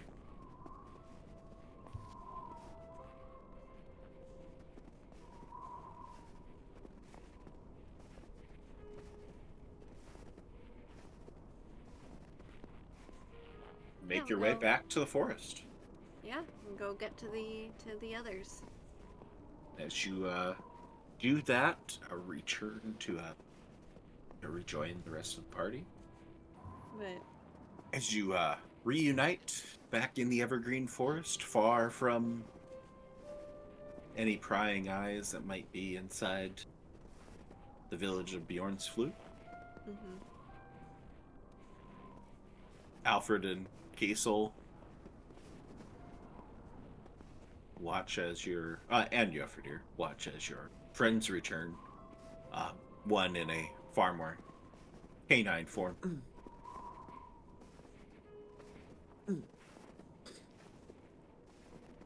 well, not much going on in there. There's some activity. So pretty much try and recount everything she saw. But it didn't seem bad, right? There wasn't anything that seemed like death. I mean, besides the guy riding a giant white bear, everything was pretty average, I would say. How big would you imagine this to be? Is this like Jofredir's village, or are we talking a little bit more, a little bit less? A little smaller physically, more compact. Zedri will And- whirl out of his wild ship to actually partake in the conversation.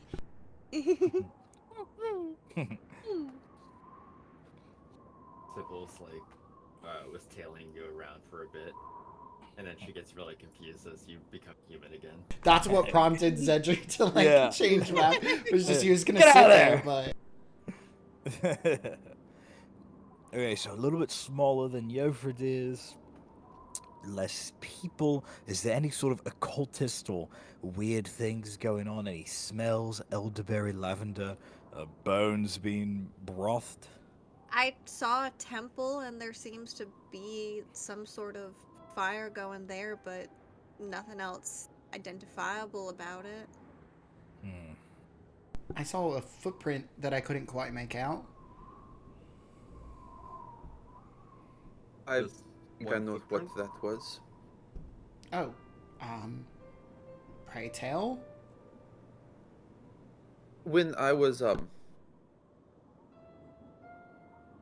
watching through, ooh, what's her name? Uh, Matana. Matana's memories. The attack um, on on Yofadir's home, there were ice elementals, snow elementals. Hmm.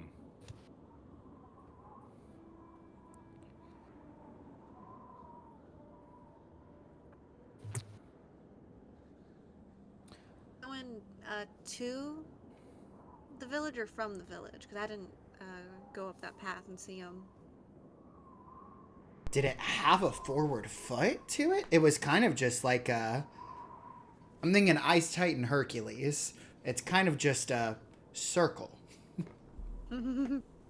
Yeah, a very rough circle, but yes, there is no forward or backward facing to it. It was kind of just like a stomp in the ground.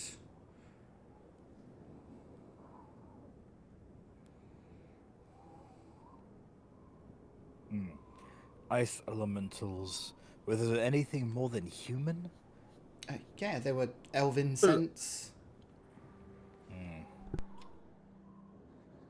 Most of the individuals we've seen up here in the Great North have all been mostly human.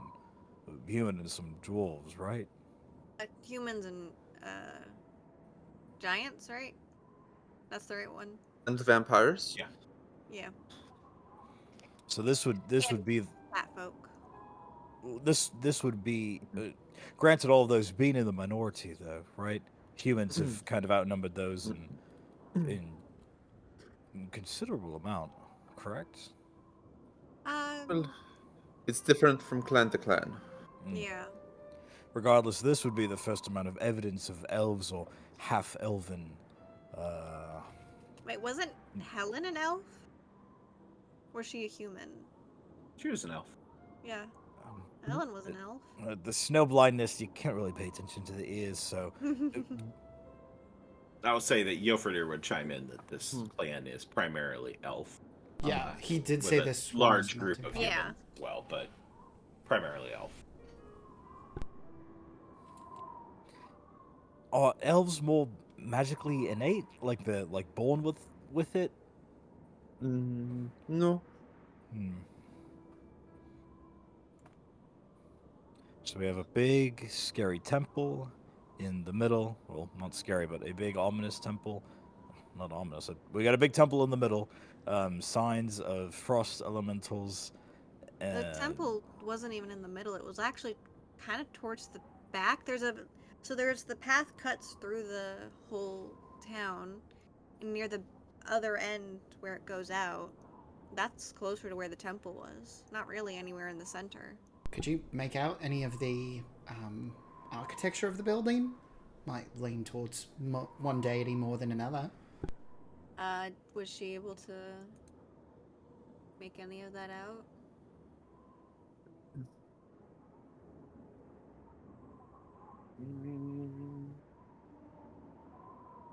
Seem to recall you having a pretty good perception check that timer. Yes. I think that was 27. that was your That was the 27. 27. Give me an investigation. In retrospect, investigation. Okay.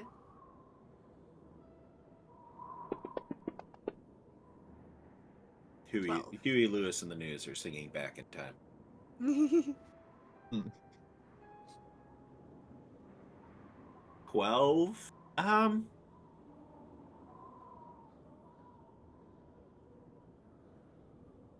It was a pretty simple temple. Didn't pick up any distinct vibes one way or the other, but you'd probably narrow it down to being not in furnace. Didn't really match anything that your Fireheart companions really symbolize, and it definitely wasn't Noctalis. Yeah, she'll essentially there wasn't really anything too distinct about it. It definitely wasn't Infernus or Noctalis, I can tell you that much. What an odd building. Oh, It's you know, not adorned at all, and it's not in the center of town.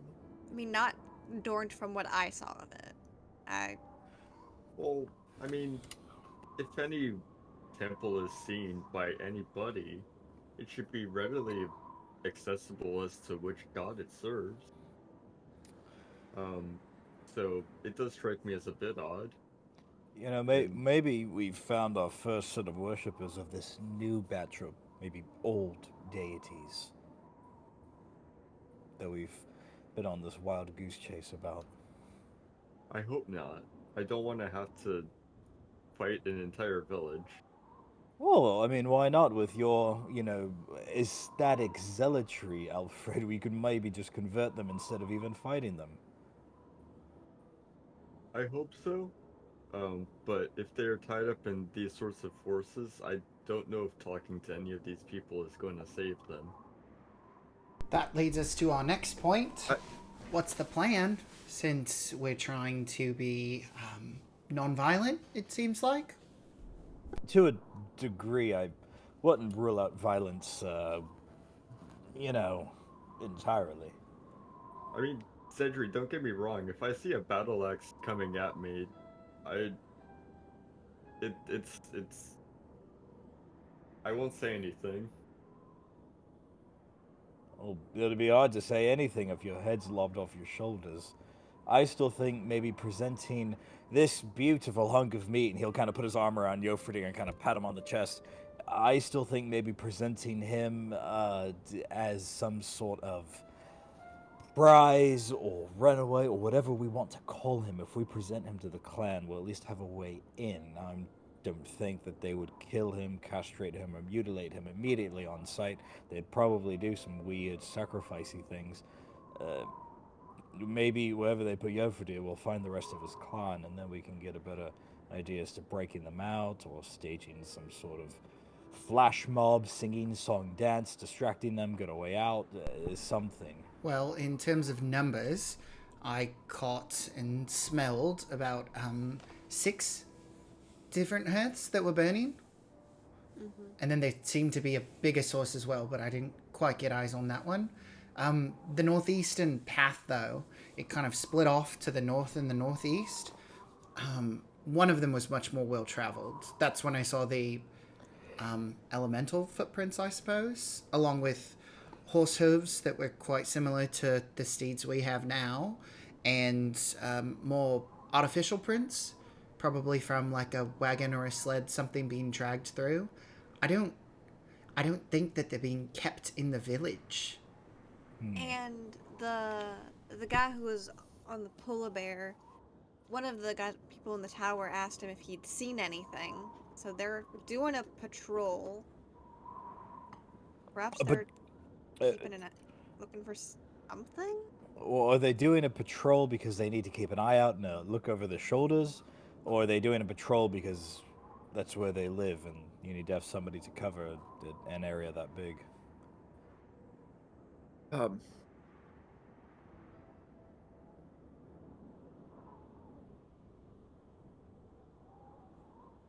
If we didn't have such a time constraint, I would even go as to wager that we stake them out for a couple days.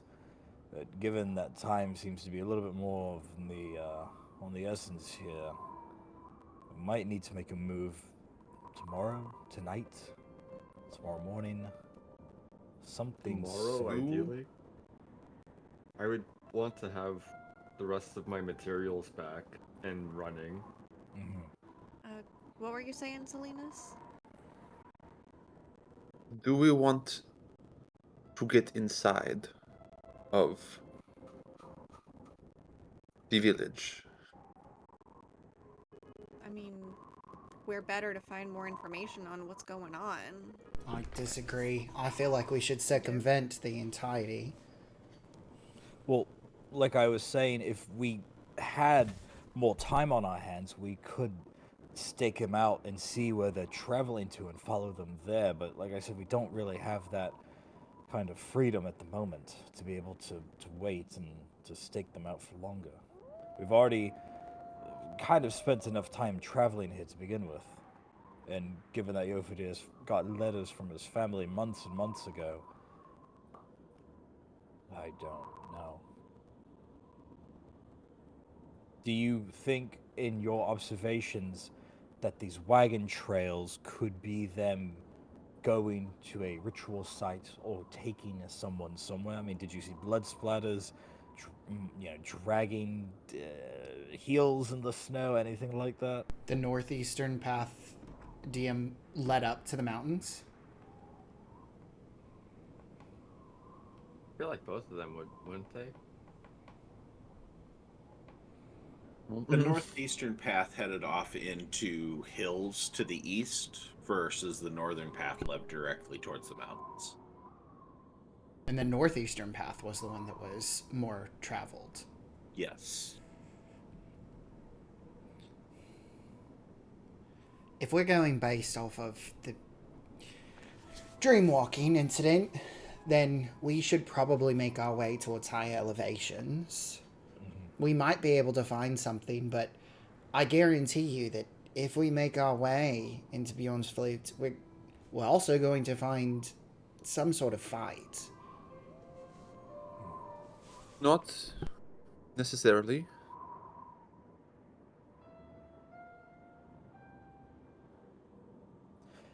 Do you want to elaborate?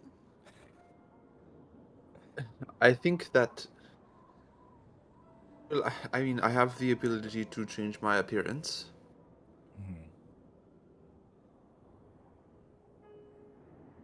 So, could just walk in? I mean, as who?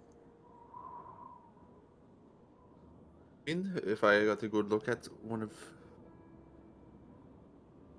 the people,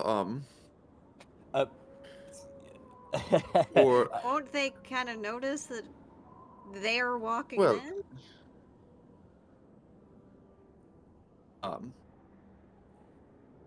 or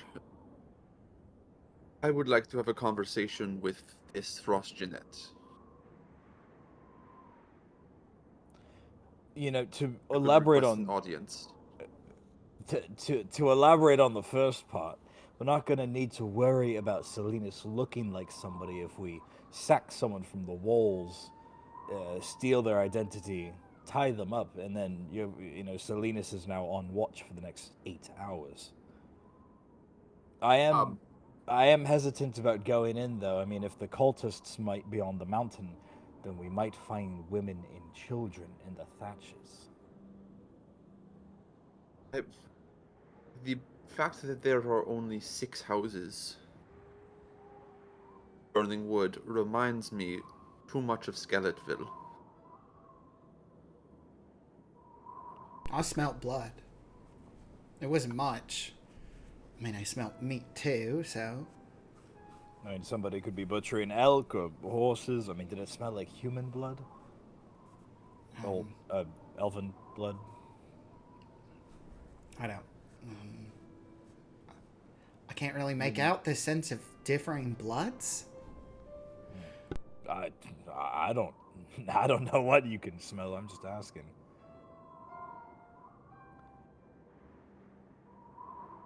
Also gonna ask Salinas, why do you want to talk to the Frost Jeanette?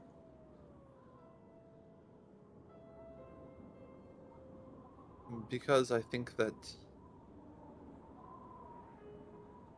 that I can get answers, and I mean, Sanglut was eminently reasonable. Not see why we could not negotiate with her as well. Salinas, you are dancing dangerously close to what I talked to you about in that blood realm.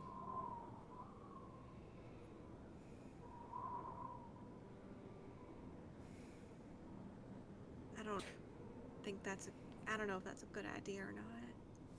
While we're starting to get into this more intense discussion, Before we get into the very intense part of this discussion, I want to take a look over my shoulders. Nothing has followed us. Nothing's tracking us. We're not just going to start this discussion right here and get jumped on, are we? Everything seems to be. Oh, I say you would all be fairly on the head with a head on a swivel. At least you that are Mm-hmm. more either paranoid or cautious or martially trained to keep a watch. Um, would be keeping that just general monitoring. I will say that if you haven't noticed in your Sirenscape sound, um, occasionally you do hear wolf howls off in the distance. Nothing close, nothing dangerous or anything like that. Just a matter of as night is approaching and it's getting darker and darker out. Just those sounds of nocturnal creatures getting a little bit more active. Who knows? Maybe there's some more snowy white wolves just floating around looking for a friend. Yeah. I mean,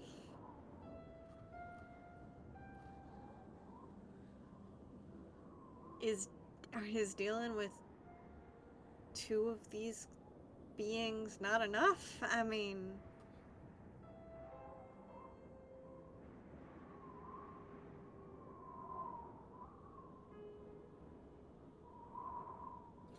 What do you mean?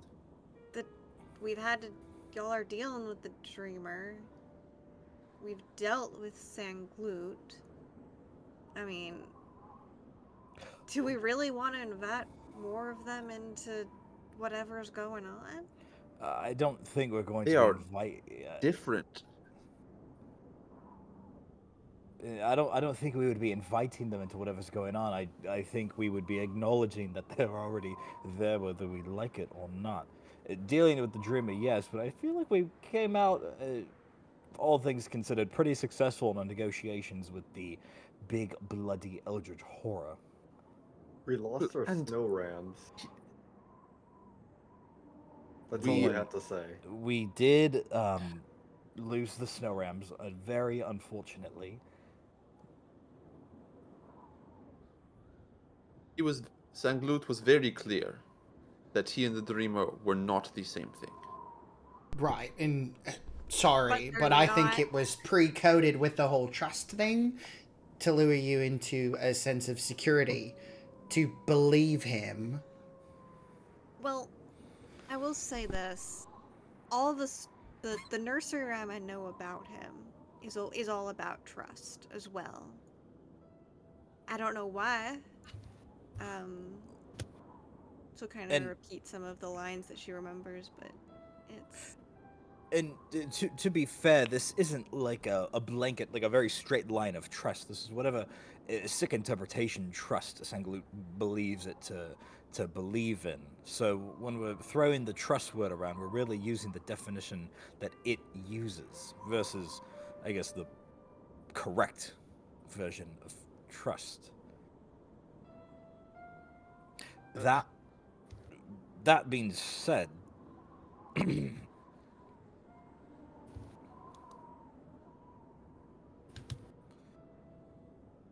Yes?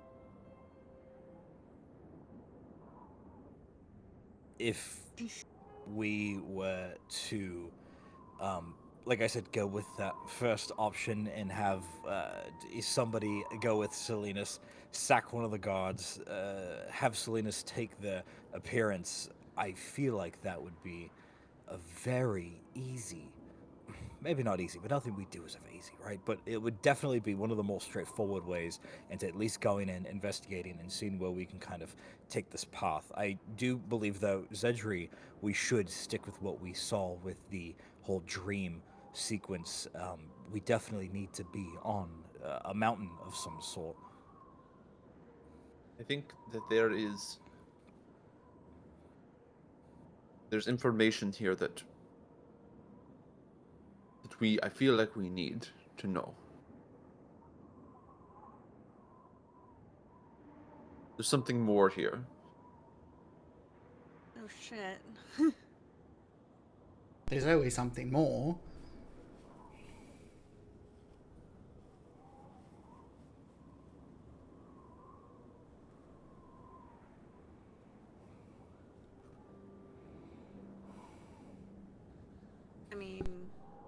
are at. So we have what we punch one of the guards out, metaphorically speaking. Uh, have Salinas replace them to slip in and see if he sees anything, finds out anything. And then what we go and follow up into the mountains, where I'll also add dragons are. Well, no matter what we do, by the end of this, we will be facing some sort of dragon. I think it's just a matter of when or how soon. Um, I don't want to discount Salinas' second idea. I just believe that if we go seeking an audience, Jofrida cannot be with us. He was the one to take part in decimating there. I want to Yes. discount it. I don't think that we should do that. I gotta agree. I don't think we should be messing with the Frosternet or any of these other beings. Tingloot, I will give you for free, even if it was a warped perception of trust. We can go ahead and say that we ended out on top with that one. No, according to him, not free. We lost the snow rims, so... We did lose the Quit snow ram. mentioning the snow rams. True will turn back. I think that if you try to seek an audience, you are not going to come out of it well. I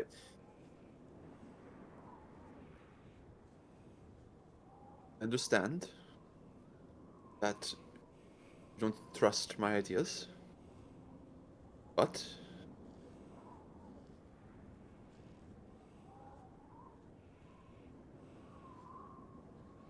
if you would prefer, I can get into the village and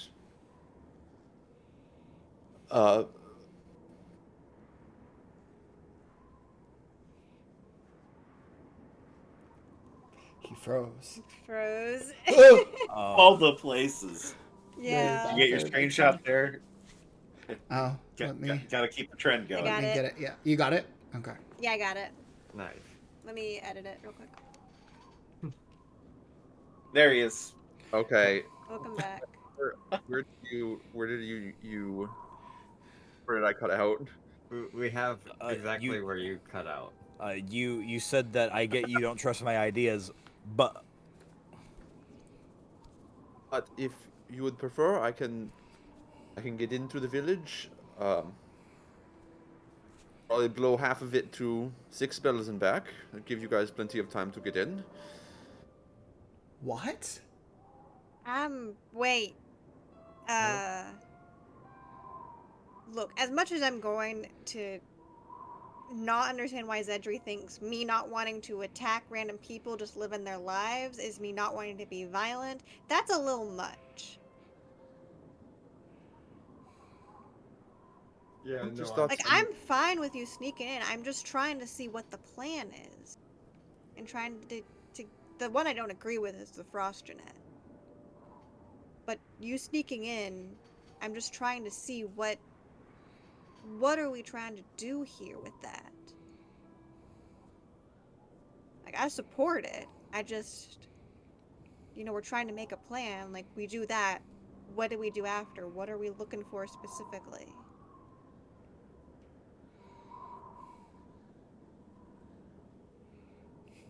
I think he froze again. I think he froze again. I got Oh it. no. no, he's thinking really hard. He's really frozen. Well, let's I'm not. just happy it's not me tonight. Well, let's not lose focus on why we're here. It's to find Jofrida's family and get answers on why the clan was slaughtered. Not even slaughtered, really, why the clan was kidnapped and where they've been taken. Well, some members were slaughtered. Well, yes, some members were slaughtered. But if we go in there, we might be able to find some answers. If not, we can follow the road up. Unless some of us stay in the village, sneaking around. The others head up the mountain. That would be my thought. Well, how far would you want to go? I wouldn't want to leave people too far behind. In either case, one of our groups could get into a fight, and that would be poor timing. I would more than happily accompany you, silliness. I have a way to remove us from the situation should it arise. And with that being said, the other four of you could start to travel up the path. It looked like it led into the hills. I'm not sure if past that there's a mountain pass or what.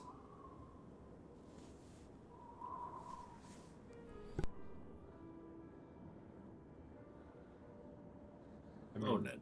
my points still stand. Like, I don't want to separate the group that much. Passive perception as Jofridir sits Oh. here quietly. Mm-hmm. Lonan, with your passive perception, would notice Jofridir's like got his axe out in front of him, just like set down in front of himself as he's seated here, and just is gripping his axe as hard as he can. What's on But your he's not menu? saying anything. Ishil, their name. Like, what's on your menu for deer? What are your thoughts? I mean, this concerns your people.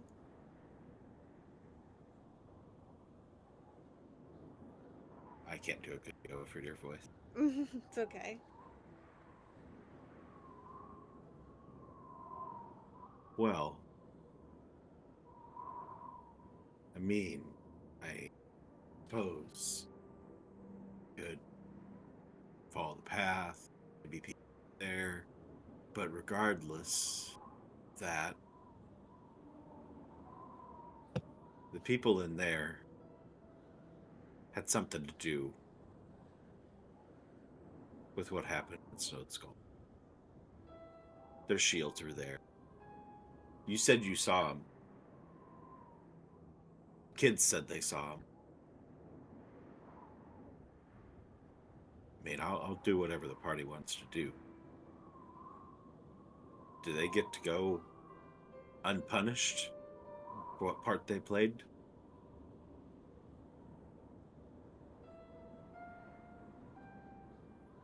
Not unpunished by your hand, but by my hand. Look, if we're talking about slaughtering families and everything like that, that might be a very distinct cultural Torslandian ideal. But I think I might be speaking for the rest of us and saying that raiding and pillaging might not be the it might be a little culturally sensitive, is all.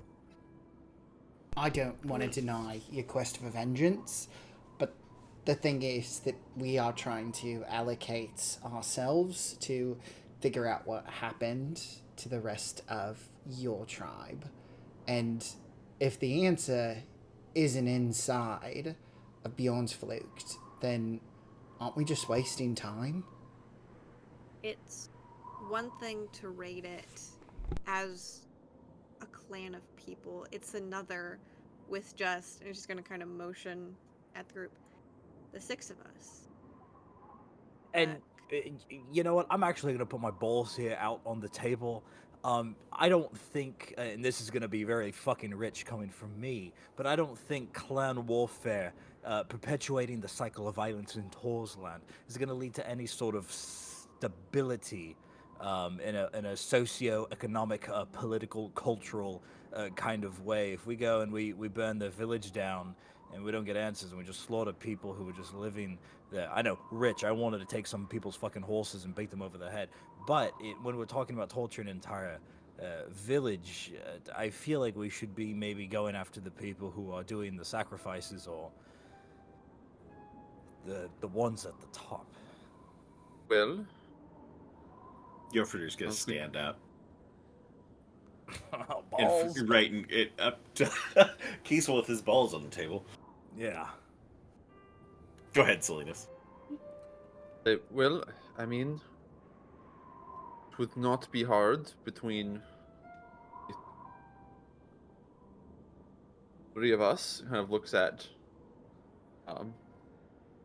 over at Zedri and Alfred. It'd be hard between the three of us to burn down a wooden palisade. Stop! Just stop! You were working on such a destructive stage. I don't know what Was it that is. not that got what you started. wanted? No! That's what you wanted. I want to go right around stupid Bjornsflukt. It's what I wanted to do when we were on our way here, before we got those horses. I want us to skip right past it and slay whatever dragon's waiting for us on top of that mountain, and then whenever we come down, whenever we get a proper rest under our belts, then we can go ahead and seek the vengeance that you want. And if you get to go ahead and adorn yourself with another piece of dragon paraphernalia, and Zedri will just gesture towards Jofredir, then cool. Maybe you've got a little bit more respect to go ahead and flaunt over the people of Bjornsflukt, the whole Isbjorn thing. But we don't have the full story. So if we want frickin' pages of what it is, we have to go ahead and go into the city. But other than that, whatever quarry we have, left with the damn dragon that flew away, and he'll point up in the sky.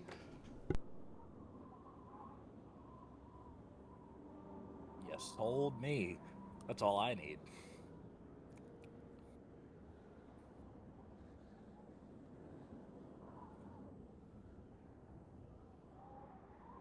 Roll an intimidation check.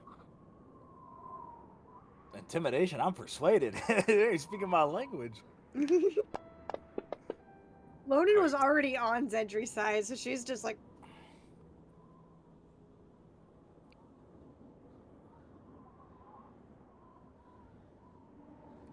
You know, other than the dragons, we would have to worry about those flying dogs as well. What's there to worry about? Are they hostile? I Never mean, known. we don't know. I've never seen anything like them.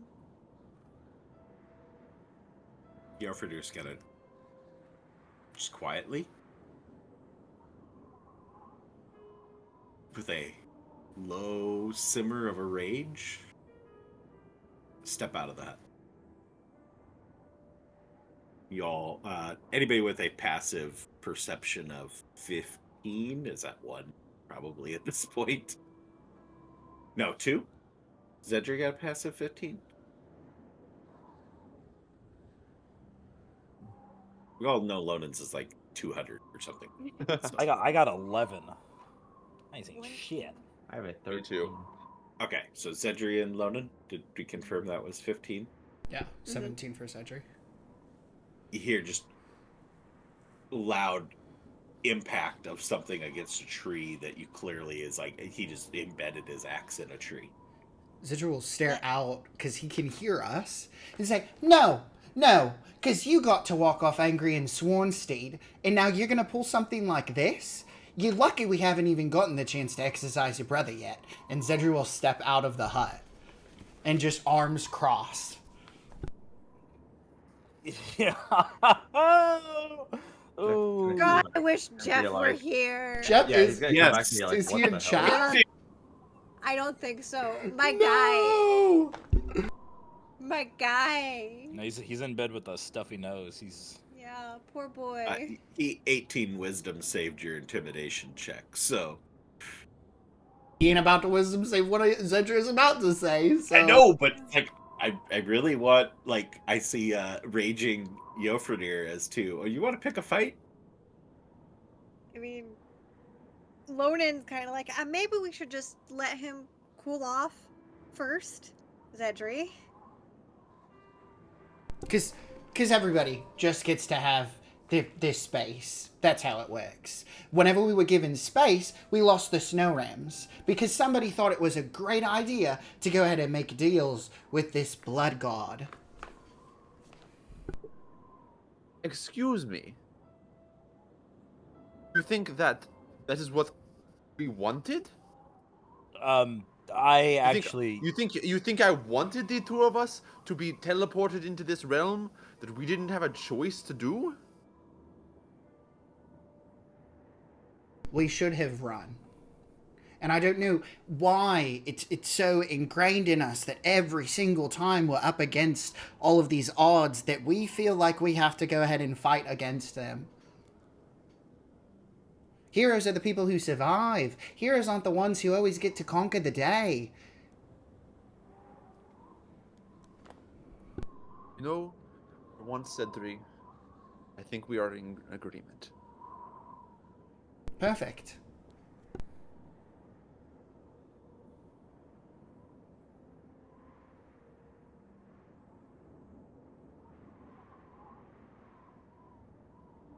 This is gonna walk out of the hut, And the hut disappears. and the hut Right. disappears. A bunch of snow just falls on everybody else that's sitting there. Yeah, probably. Yeah. Pretty good build up. Hey, what the Lonan- fuck? Lonan is gonna lean in close to Kiesel and just say, "Why is it scarier when they agree when they don't agree?" Because they agree on the principles, but they don't agree on what they should be doing. How are you feeling? I'm confused. Same. Is everyone alright? No. I'm sorry, honey. I'm cold. Are you attuned to 3 things?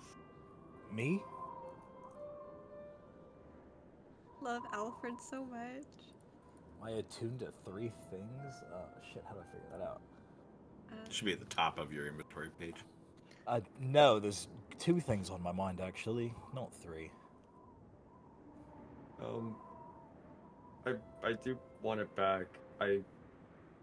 Well, no,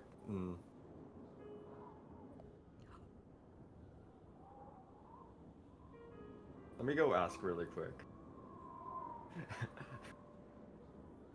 Alfred is going to go over and find Cedri. Where has Cedri walked off? No, Zedri walked out of the hut, was arms crossed towards Yofredir, and then turned back to face the opaque dome to confront Salinas. He's kind of surprised that Salinas dropped the dome. Salinas hasn't stopped walking. Then So he'll only pan Slanus is across. gone.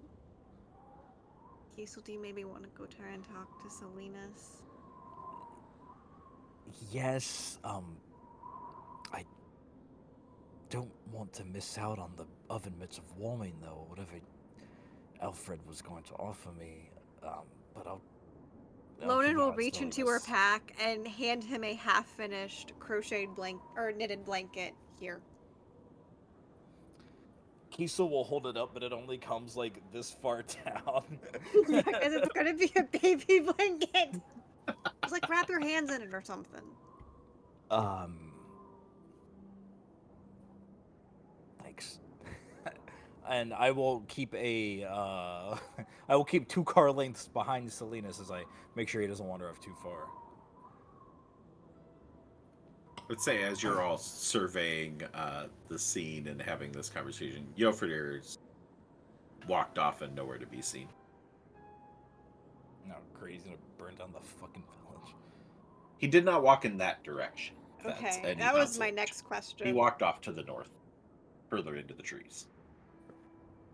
Is that the direction that Salinas was walking into as well? Salinas is walking towards the village.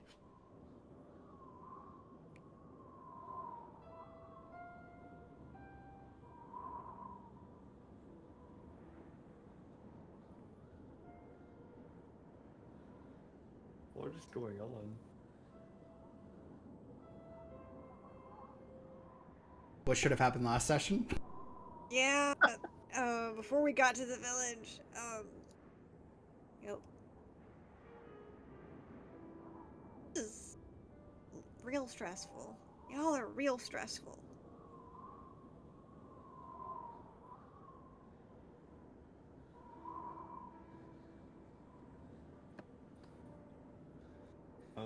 I'm sorry that we're so stressful. I don't know what I'm doing. You're fine, Alfred. You, in specific, are fine.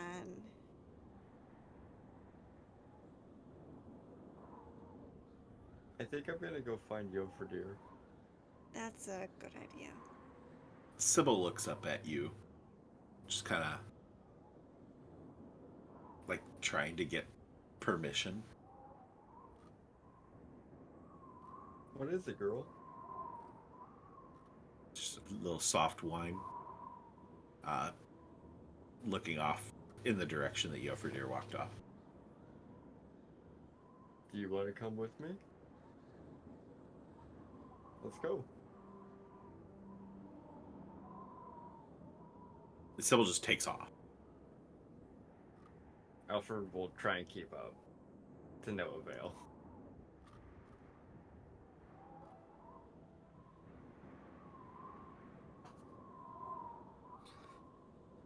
Kiesel will up the pace, trying to get closer to Salinas before the village becomes all-encompassing. Yeah, yeah.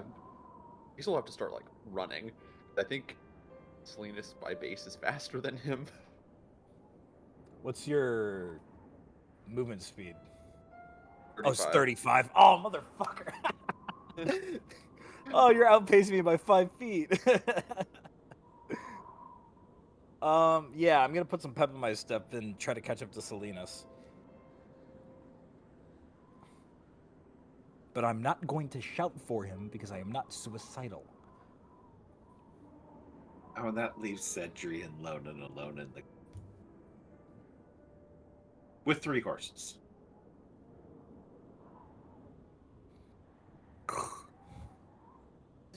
Onan is just gonna focus on taking care of the horses. She's also gonna summon Folk to hang out with us. Zedri- Oh, go ahead. Zedri's just gonna look off towards Lona and say, "Do you have things here?" With the horses? Yes. Yeah. Go ahead. You're good. Folk and I will hold down the fort. Zedri will like he'll head kind of in the split direction between the two, so like one towards the north, one towards the east, and then he'll go ahead and pull off towards the east. So we've split the party. We have triply split the party. We've just 3 and 3. Party. And 2 with 3 horses.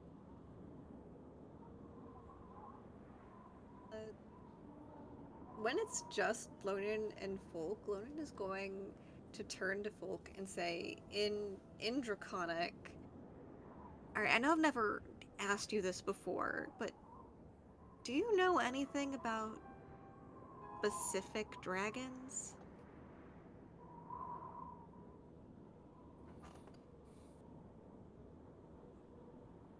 Shakes her head. Does the just to make sure for my own sake, does the name Kizarath mean anything to you? Shakes her head. Alright, thanks. I like to imagine Folk as like a parrot. What the fuck would I know? Why are you asking me? I mean, we're in an area with more dragons in it. They're in the mountains. I mean, do you think they'd be open to conversation? Like, maybe they could help us. If they're not the ones causing this whole thing. Get the equivalent of a shrug. And I don't know shrug. Yeah. Lonan's just gonna nod. Yeah, I figured. You're a lot less drama than the boys are, you know that, right? You get the closest thing to a smile you can get out of Folk. She'll like scratch Folk like at the jowls. Oh, you get a good toothy grin out of that with mouth hanging open. You get the good tongue hanging out. Happy dog Yeah. out of your Drake. Happy cat, dog, lizard.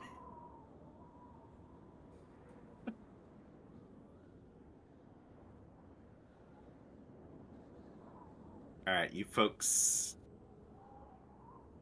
Casel attempting to catch Salinas, noticing you aren't getting closer to him, picking up the pace,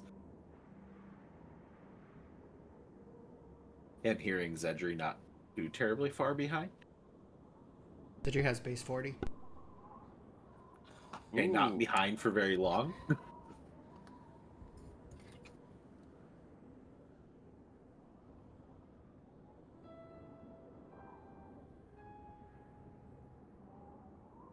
Am I able to catch up to Salinas, or does he just barely outpace me?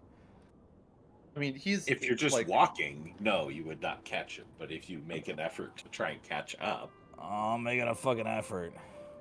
yeah, if he's Salinas isn't going to be running. So if you are making an effort, you would catch up with him.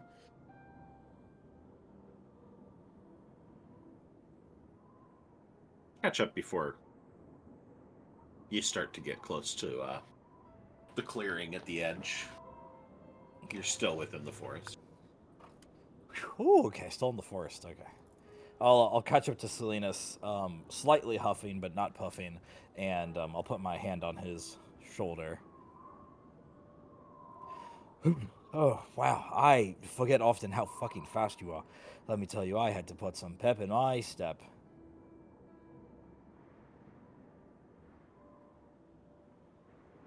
I'm glad that you survived. It's what heroes do, of course. So what's the what's the goal?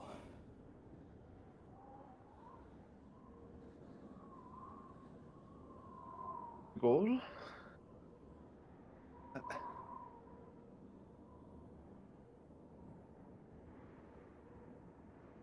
Because Sedri just got shot at. He just got shot at in his thighs by his balls.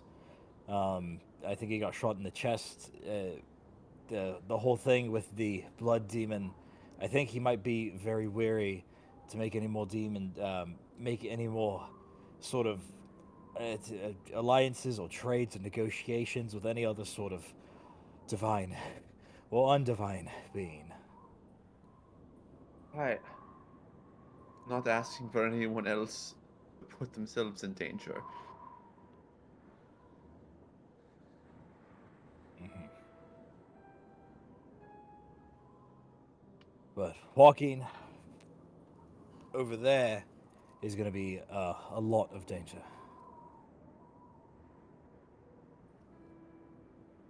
And I'll point to the village. Or no, I think it will if they see someone like you or I walk around up in there. I think it might be more danger.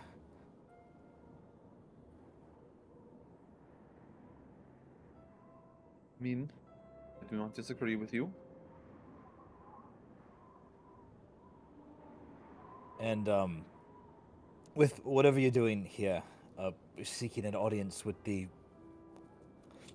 Frost Maiden, um,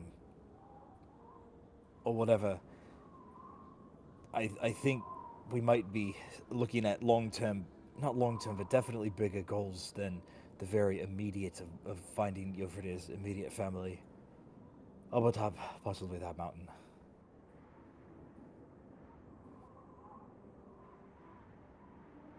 In which I might not even disagree with you, or maybe I would be okay with you bargaining or making deals with various different entities or stringing along some sort of web of alliances with them. I'm not necessarily opposed to that, but I just think for right now, we need to recalibrate our sights onto as to why exactly we're here. I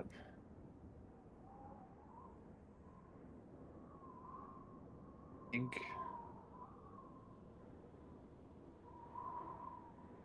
occasionally we lose sight of the bigger picture.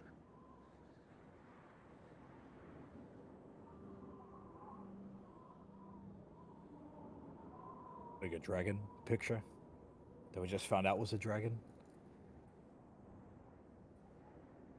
We knew there was a dragon. Well, we knew that there was a dragon in regards to Yofrida's family. We didn't know that the dreamer would have been a dragon. Although the dreamer No. even had a name. No, we wouldn't have known that he was a dragon. But I think the longer we go, not making a decision is the more likely that Yofrida will never see his family again.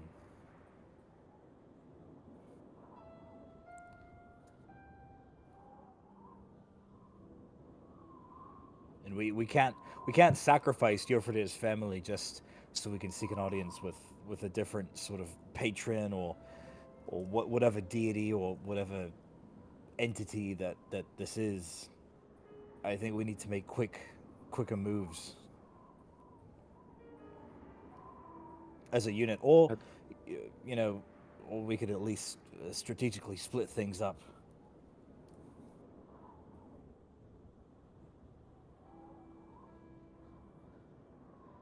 We need more information.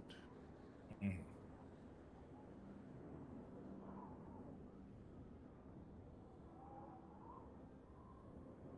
If we don't want to just waltz in, and we don't want to burn the place down, Mhm. I suggest that we wait for one of these riders, and we ambush them. Mhm.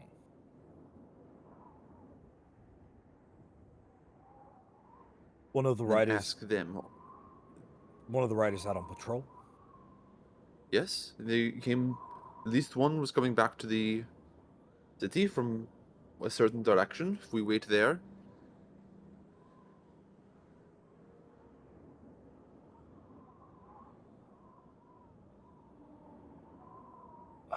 easily.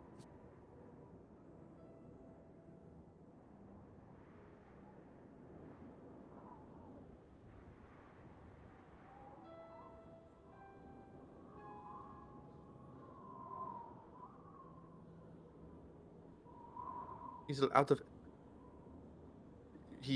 Selena stops himself. Um.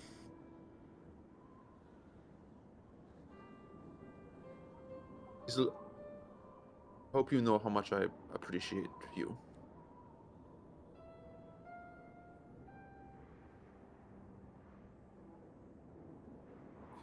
I appreciate you.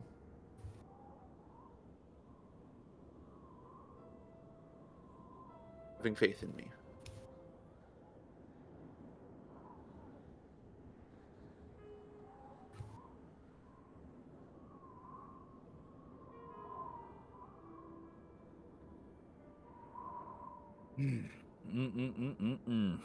I do. I do. I do. I just don't want to lose any more time than we've already lost. And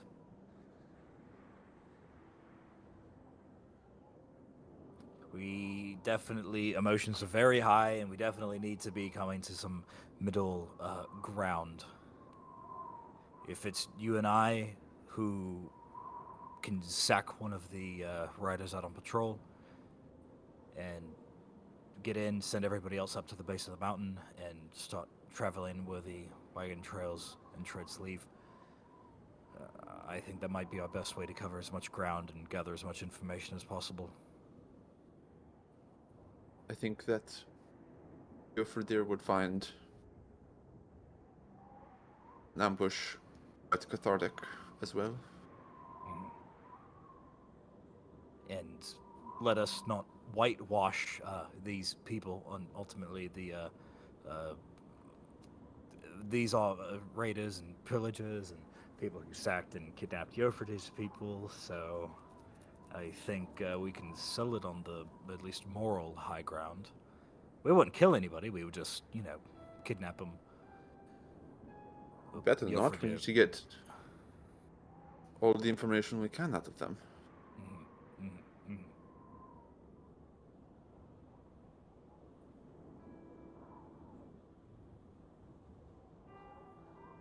Kiesel just kind of like wipes his face over. I think either going up to the mountain or walking straight into the. Zedra keeps calling these are walls, right? I don't know why he keeps calling them something different.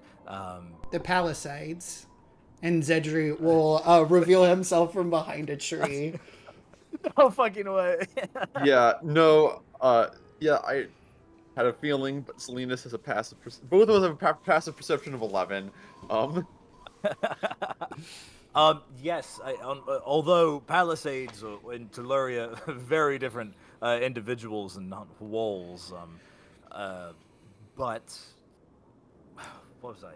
What was I saying? If we walk up to the mountain where the big fucking dragon is, or if we walk into the walls of the Palisades, I think we would be walking equally as blind in either direction. We definitely need to do better information gathering. And like you said, I think it would be better for Yofrite if we were to at least nab one of the riders I and don't take it from there. understand why you keep on talking about all of this stuff. You mentioned the bigger picture, and obviously this is not part of it. It's up there, and he'll point towards the mountains.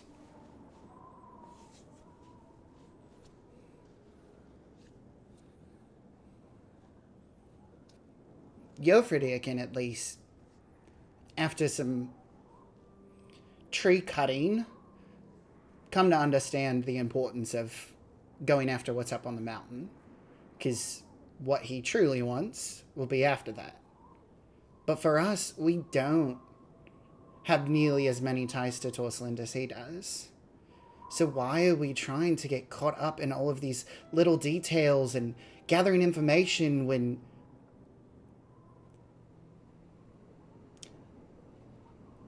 Who's to even say that there's books and tomes inside of there? Who's to say that they aren't so committed towards their cause that they're going to let you interrogate them and somehow give up some sort of information? Seems like they'd rather slit their throats than answer any of our questions.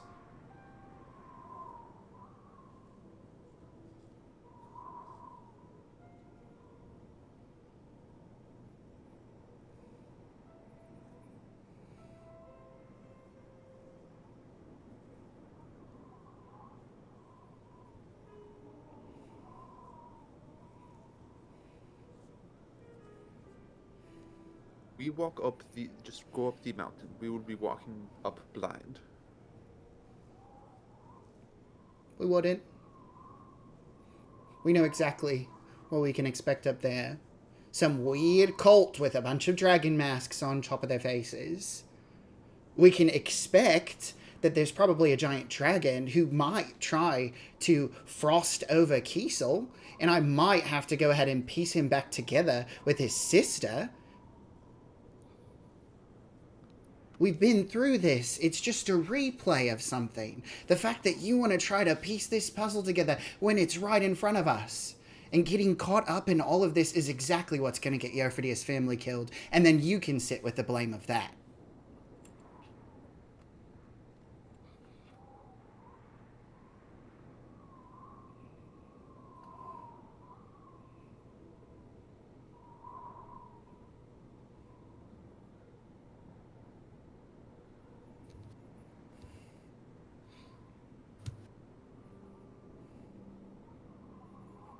It's not Maiden Thorn. It isn't. You don't get any prize for looking into all of the nooks and crannies and trying to figure out what you missed. Because there's nothing that we've missed. It's up at the top of the mountain. And why this blizzard is blurring your vision. Give me the night? The Isbjorn's less than a mile wide. I can teleport us to the other side. We'll be right up over there. We can throw our fireballs and cause that destruction that you were talking about at the top of the mountain. But it's not going to be down here. Because if it is, you're not going to have the backing of everybody in this group. Cedric, quite frankly, I've come to terms that no matter what I do, I'm never going to have the backing of everyone in this group.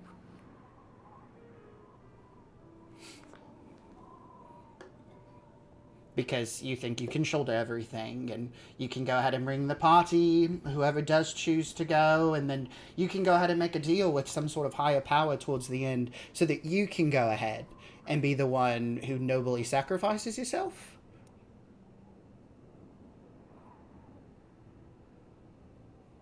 It's Kenga Part 2.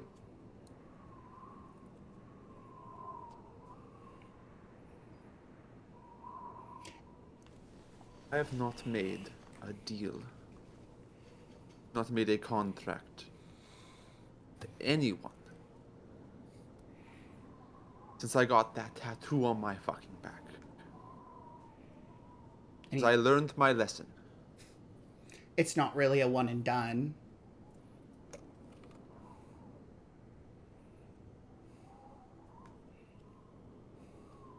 Cedric, look me in the eyes and tell me that you think that you, or even the 6 of us, can take on the Dreamer. Salinas, if something happens to you and you decide to go ahead and change sides, I don't know if I can kill you. It's what you asked for. You were hoping that I would go ahead and help you along, set you free. Well, I don't know if I can actually do it. So before we get to that point, that ultimatum that you cannot walk back, I am asking you to walk back. And he'll point back into the forest.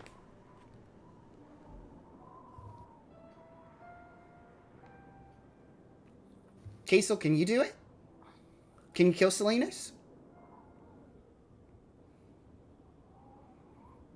On a practical level, more than likely. I would not like to. I think that would cause more irreversible damage than. No, I could kick Salinas' ass. It's what a loaded question, Zedri. Can you take your glaive and shove it into his chest? Watch the life leave his eyes. Because I'm around dead people all the time, and I thought that leaving the crematorium was going to be the end of that, but shit all. No, I could not.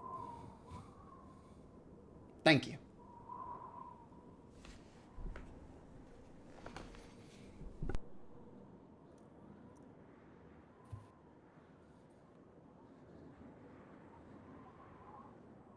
Cedric, the fact that you think I would ever change sides.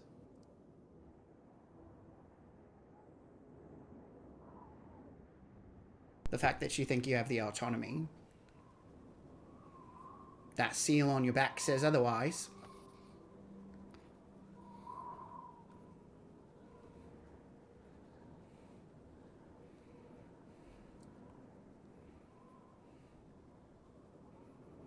Champion's just another word for conscripted service. I don't know what to tell you.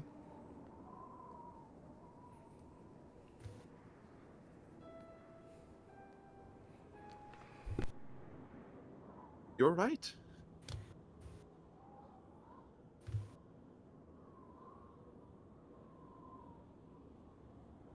Do you know if Aurora ordered me to kill you? I would have the option to say no.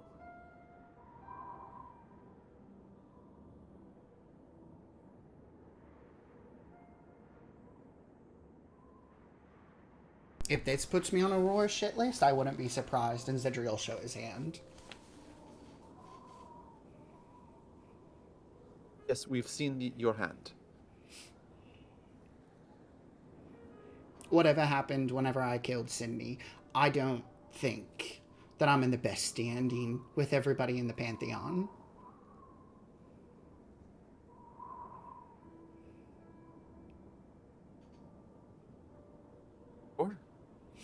Or not. Fear not. We will work to fix that.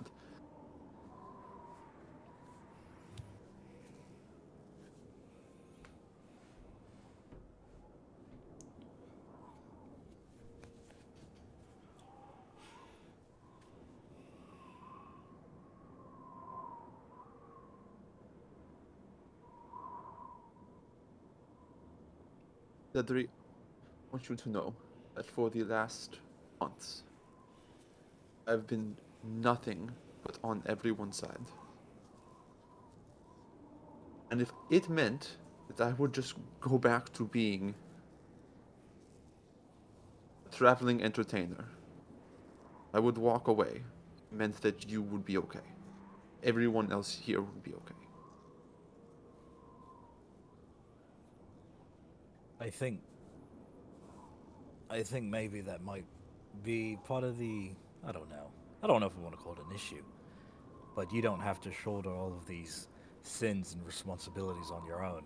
I could have taken 6 swords in my body and not had you take anything for yourself.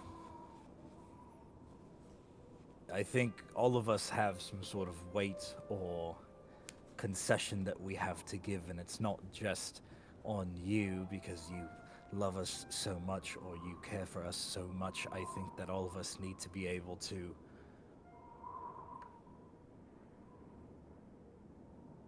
pay our own dues.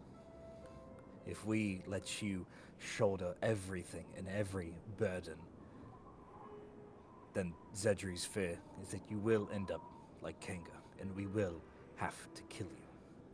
You will force us to be... You will... the two of you! Let me tell you. I do not want to be in the position where, because you have burdened all of this on yourself, that it puts us in an even more uncomfortable position. I'll look towards Zedri. Right?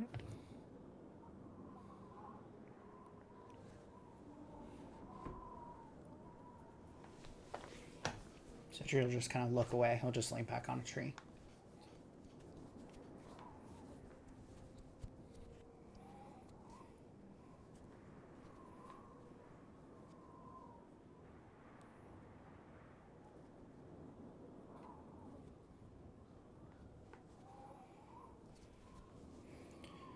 It's less and less a chance. It's more and more the future with the way things have been going. This whole trajectory. Yeverty stormed off to the north. We don't have anything to worry about with that. What's he going to do? Cut down some trees? But you headed off in the direction of the village.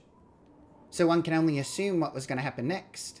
Because here you were talking about the ability of you, Alfred, and I to combust half of the Bjornsflukt. You know, all of today, you were going on about how upset you were by choosing a peaceful option. I was only trying to do what you might want to do for once.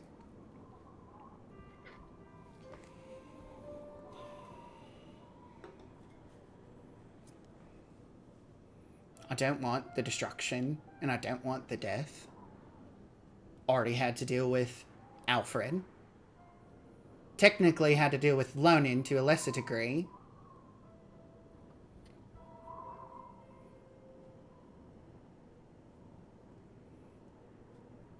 If I've said any lies today, let me know. Congratulations. Linus gives him his most performative bow. So glad you got your opportunity to deal with me as well.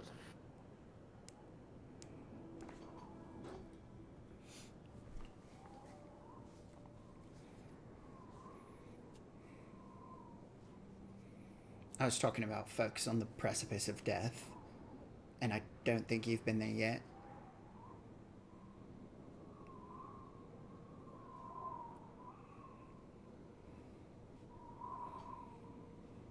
Not yet. Fucking ominous. 3 of you give me a perception. I was just about to ask.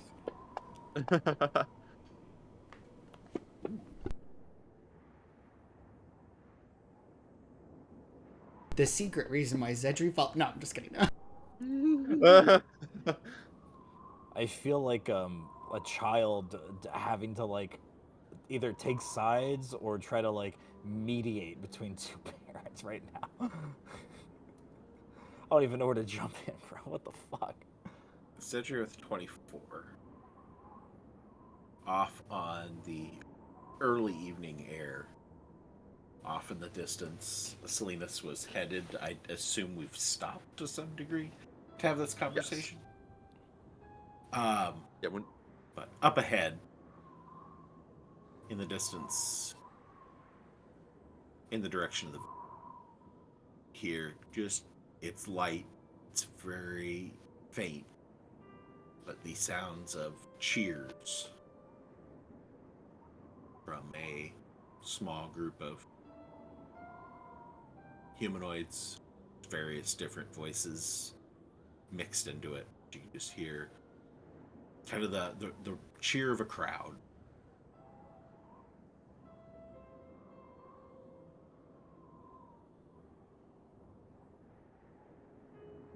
Zedri will perk up and kind of look off in the direction of the village.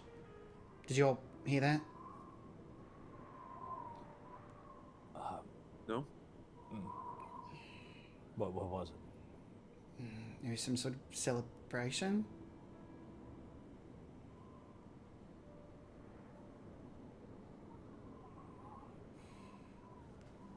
Two of you can re-roll if you want.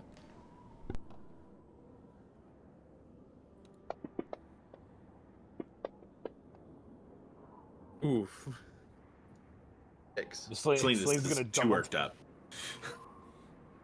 In case you hear just the faintest little whisper of what sounds like what Zedri just described. Like a cheer. If I look over in the direction of the town, would I be able to spot any like fire or smoke or any sort of, you know, other activity? Looking off towards the direction of the village and like really focusing your eyes through the snow, you can just catch a faint glow. I will say, yeah, with the 15, there's a faint glow coming from that direction.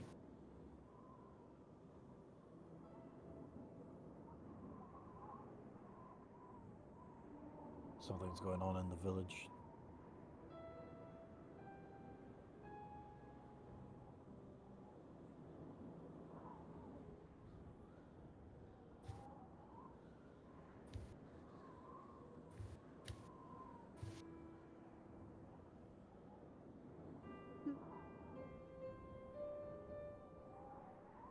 Something's glowing in the village.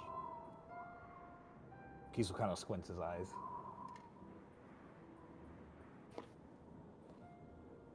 Zedger with your 24. If you look off to what Kiesel's describing, you see a pretty good outline of the wall. But it's like numerous different lights. Not necessarily large lights, just lots of lights.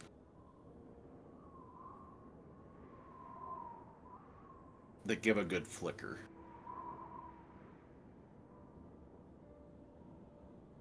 I will say you would conclude most likely torch lights. And a pretty good guess that they are mounted around the wall.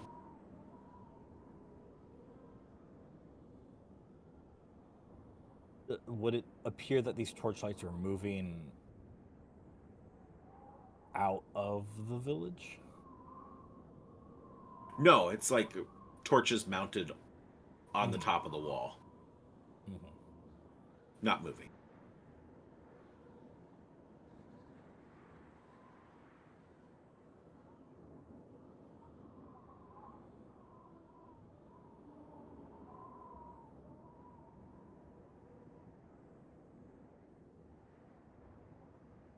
Regardless of what we're doing, it's not going to happen until tomorrow.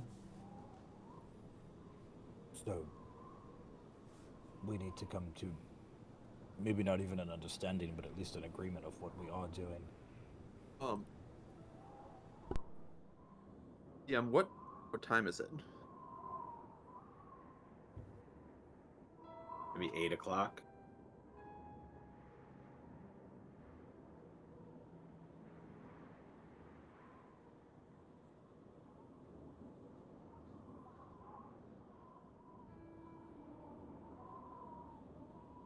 Celebration isn't going to be there tomorrow.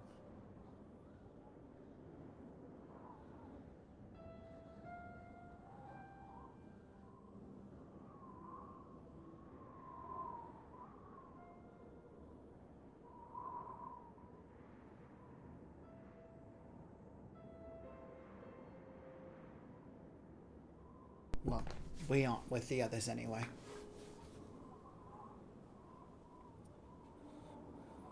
Lonan's tending to the horses with folk.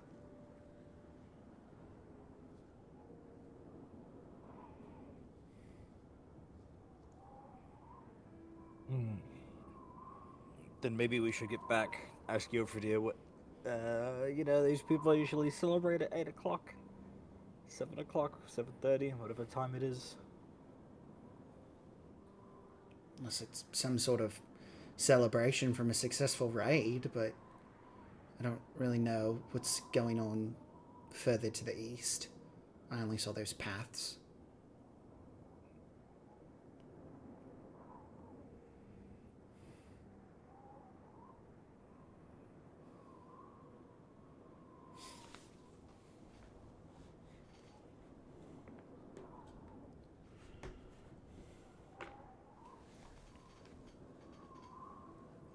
I think we should at least read. Did you all start trouncing through the snow with the snowshoes?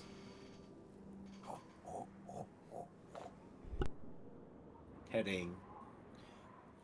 Back to camp. Okay.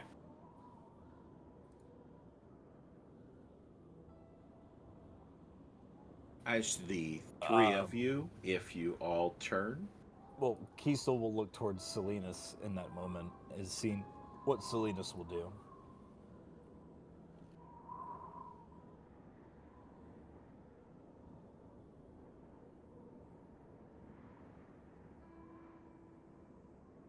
Salinas has never planned to try and go off on his own. So he's going to be following behind.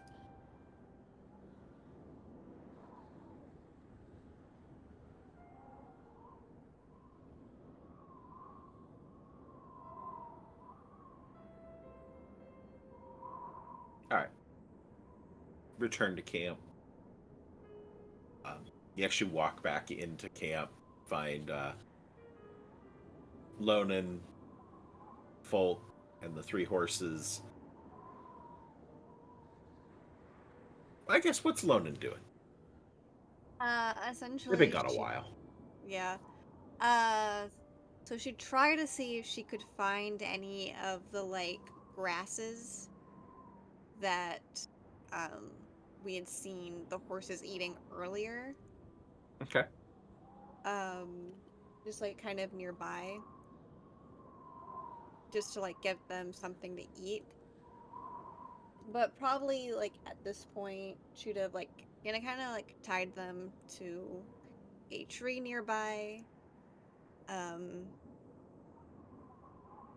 Is probably just kind of been pacing around. She hasn't started a fire because we're a little too close to the village for that. Um,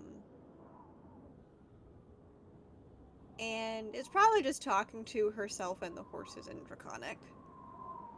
And Okay. folk. Nothing important, just kind of like worrying about the boys. So as 3 of the boys return,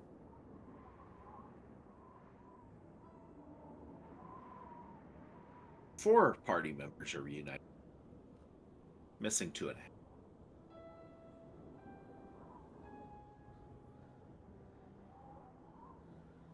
We're walking.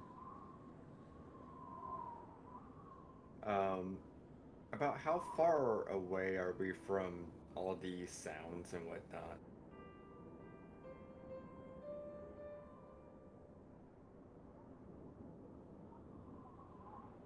So Alfred and Jofridir.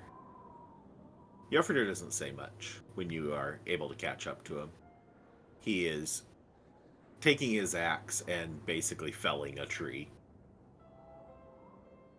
Just kind of working out some rage before he kind of just gives up. Drops down on his knees in the tall 2.5-foot snowdrift.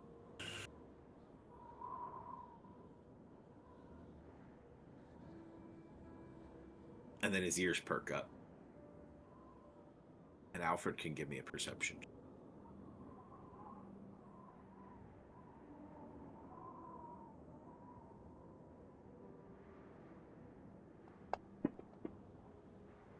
Whew. As Alfred, you hear it too. You both hear sounds of what seems like cheers. Shouting humans. Or humanoids. Coming from off in the distance towards where the village is.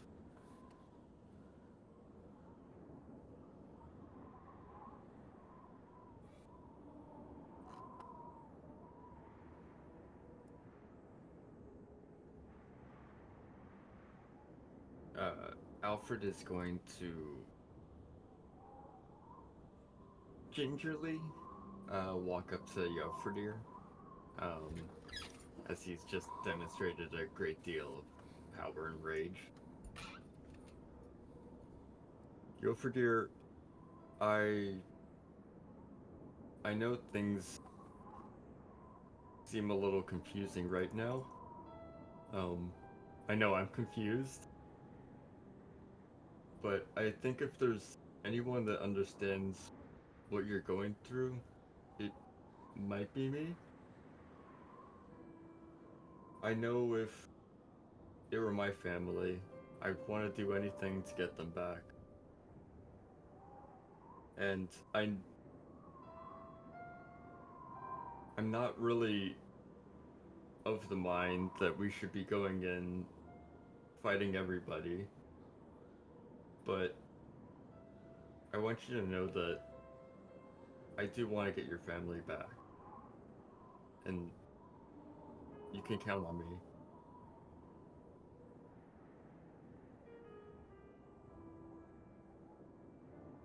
All right. He just completely calm. Got it out of the system. One-handed. Okay. Gives a good heft as he pulls his great axe out of the tree. Pops it over his shoulder. We're all good? Let's go kill some ice bears. Okay. And he starts walking back towards camp. Wait up.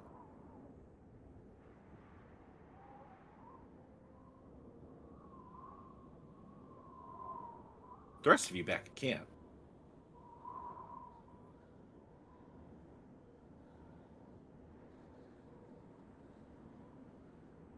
Lonan is just like kind of like looking at each of them, trying to gauge their emotional states, and realizing, oh, it's not good. She's just gonna kind of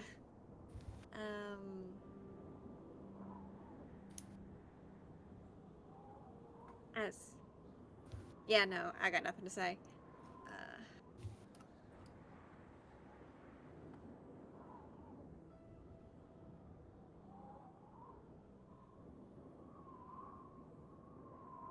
It sounds like nobody else does either. So after a short while, Yofridir and Alfred Uh, return to the camp too. I Does think Salinas? that I still think that we should go and find out what's going on. Something's going on? There's some sort of festival or something going on with a lot of lights and a lot of cheering and Is there a crowd gathered out in front of the gate? difficult to tell. Just we could see the lights from as far away as we were. Torches seem to be up on the palisade walls.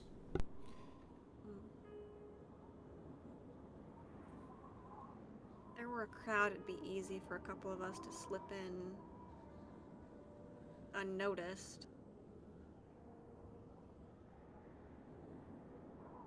Well, I mean, if there's a celebration, then that means that people are probably drinking, and we could probably have a better time in the morning. Didri smiles as he sees Yofridir and Alfred come back. What kind of celebrations are these people usually more inclined to do? It doesn't seem like they came back from a raid.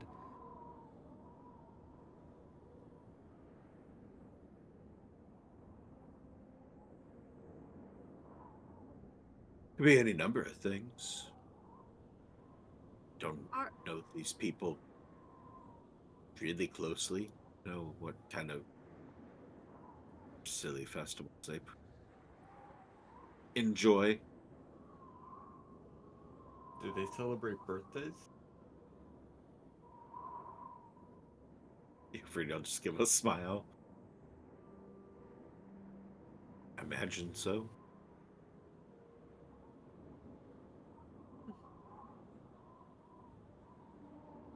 It's good to know. If anything, they're probably celebrating with supplies taken from Snowed Skull, Skeletville, any number of other places. We have just as much right to them as anybody else. You suggesting we sneak in the celebration?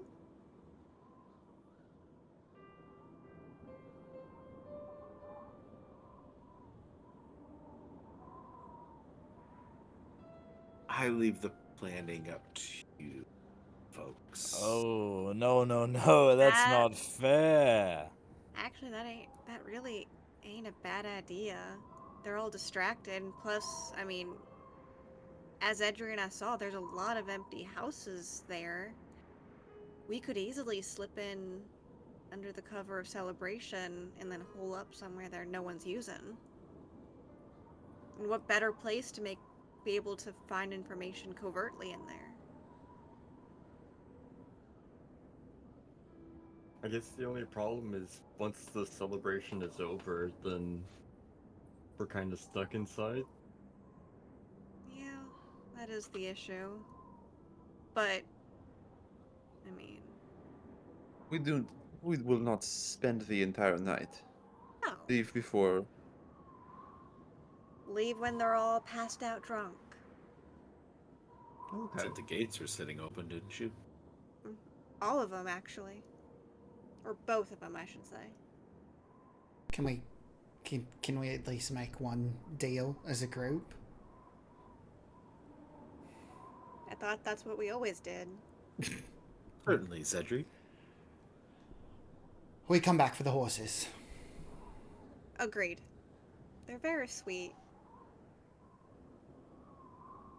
And she'll kind of like just pet one of their noses. Yeah, we I have don't to see take why not. better care of our companions. Maybe we could also get some information of how long we maybe were in the Blood Realm.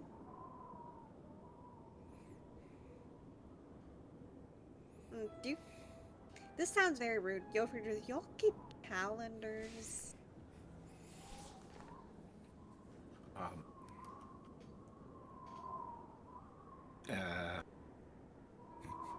Don't imagine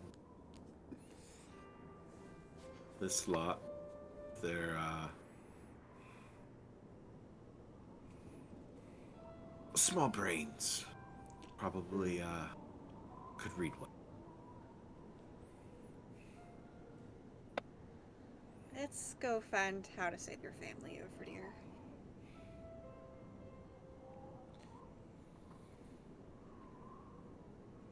Throughout the conversation, Yofredir's eyes are mostly focused on Zed. Especially with the comment about leave that up to the smart folks, or leave that up to the rest of on the planet.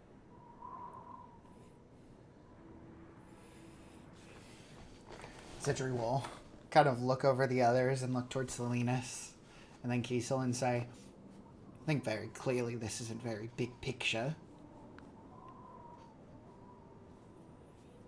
I mean, we're here to save his family. If Right. his family is inside of Bjornsflukt, then you have the wherewithal to each and every one of you tell me I told you so. But if we found them anywhere else, I will be saying those words to you.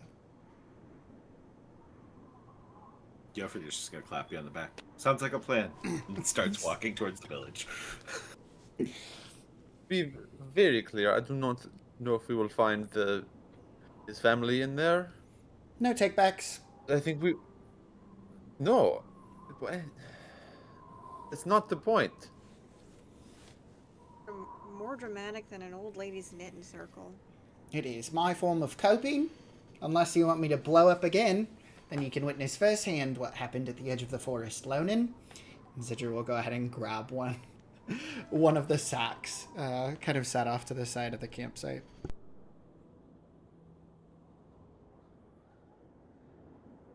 You can't say I told you so to me. I'm fine if you do. I'm fine with being wrong. And she's just kind of like saying that as she follows Yofredir as she's walking. The folk on her heels. If I have two ideas in my head, things that I've been mulling over. I agree with Zedri that where we need to be is probably up there. It's what we were shown. I have a fear that these people are being kept down in the village, and I have a fear that the celebration, if Yofredir is right in them celebrating the spoils of these last few raids across Torsland, that they're also celebrating and flaunting the prisoners that they took. I don't know where to go, because the right answer is probably both options. But maybe where we need to be on a mountain is not the place of the mountain, but the point in time of when the ritual occurs. If that makes sense. We were transported onto the mountain, but who's to say that that doesn't take into effect hours or a day or two from now once this celebration is done? It wasn't that we were seeing an event happen in a place, but rather we were seeing an event happen in a point of time that has not yet come, since we were dealing with things like the Dreamer. What? Thing is, I Yeah, understood please exactly don't. what he said. I'm just not there for that.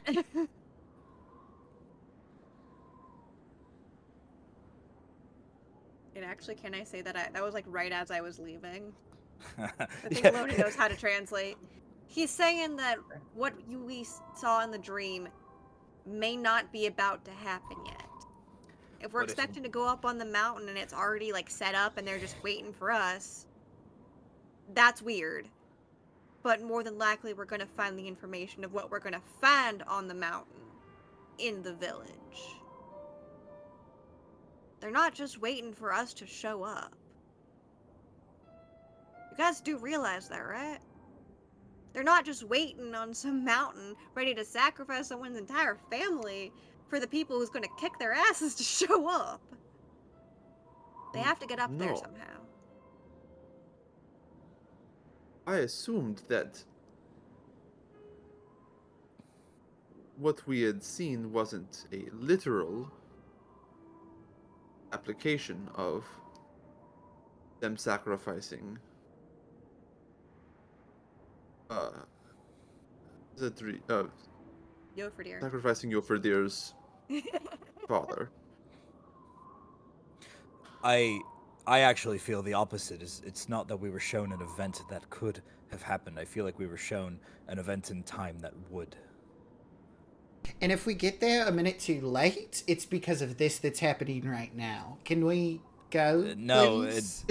Yeah, Lonan's gonna go Wait, back wait, following wait, Yo Zedri, for you dear. said you wanted to leave in the morning anyway. Yes, but if this is the way that you can go ahead and get your information gathering under the cover of night so that you can go ahead and get that done, and then we can head up the mountain tomorrow like we already planned, I'm willing to make concessions.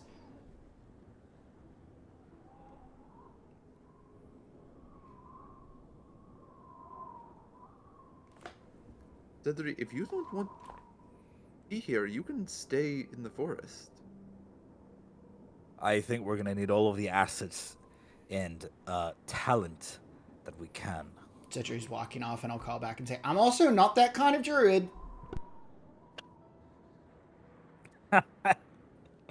Zedri burns down the forest. Fuck this.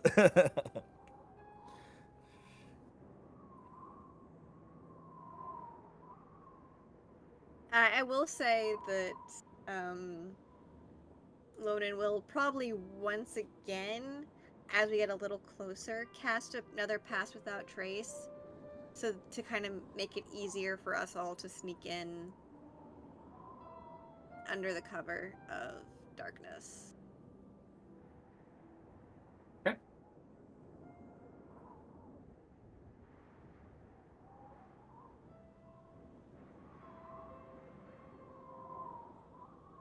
Everybody follow the leader? Or we're wondering making our whether way. he's the leader or not. Yo for dear's the leader. I think currently.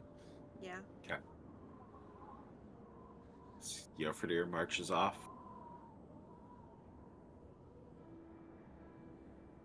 As Yoferdir marches off, heading towards the village, and you all follow behind, leaving behind the 3 horses. What are we doing? Yeah, you with said, my said you horses? tied them up, right? Yeah, Tied them Lonan up? tied them up. Okay. Okay. Cybil. Sybil's coming with. Okay. Sled. Oh, Sled is staying with. the Okay. city. Sled, 3 horses, left behind. Party heads off towards the glow of the village, the swirling snow, as the thick of night settles in.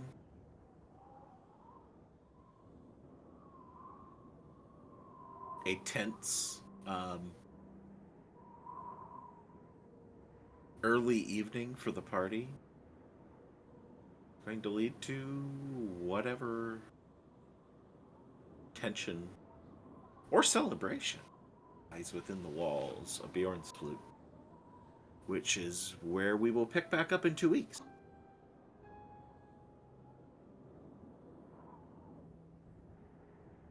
Two weeks. 2 Yeah. weeks. 2 weeks. no. Yeah, next We week will- is Morelia's. Yeah, we'll join Varelia's next week. I believe we got 3 out next week. Mm-hmm. That sounds Oh, about really? right. Yeah, I checked it earlier. Yeah. AJ, Ernie, Jeff all said they had conflicts next week. Yeah. Ernie's pondering what his conflict was. Ernie's trying to remember. Did I have a conflict? What did I play? Well, even so, we Oh. would slept 2. Yeah. Well, I guess I got a conflict now. It's Madison's birthday next week, but we were doing stuff because it's her birthday's on like Thursday, I think. Ah. Not I think. I know it's on Wednesday. Oh. That is the Well- party line. I mean, we could double check with Jeff and Dustin, I guess. See if one of them actually doesn't have a conflict that Oh, it's day. AJ, not Dustin. Dustin was good. Oh, AJ. I Sorry. will be definitively out of town and out of cell service. Ooh.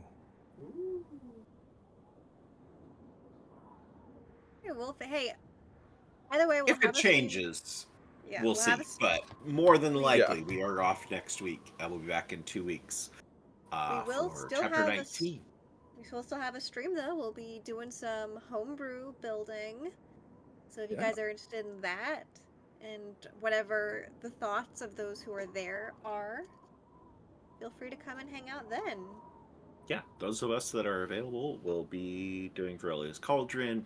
We're going to work on the piety system that we use here. So Yeah. if you have some interest in that, it's a fun little piece of homebrew that we've been using, and we're going to do some tweaks and some additions too. So that should be fun. And yeah, we'll be back with chapter 19 in whenever, in 2 weeks, 1 week, whatever it is, but I'm presuming 2 weeks. And so, if you're out there watching on demand, come watch live, get to influence the channel, get to enter into the giveaway, get to just engage in the mayhem and use some channel points to influence roles and stuff like that. It's a lot of fun. And for those of you that are watching that aren't getting involved on the Discord, there's a lovely set of memes and strange comments that get made throughout the stream that if we could post those memes into Twitch, we would, but Twitch doesn't allow that, so therefore we do it on Discord. But it's another good fun that you can get involved with as well. But with that, those on demand, thanks for tuning in. Thanks for watching. Come watch live. Get caught up. And we hope to see you in the future.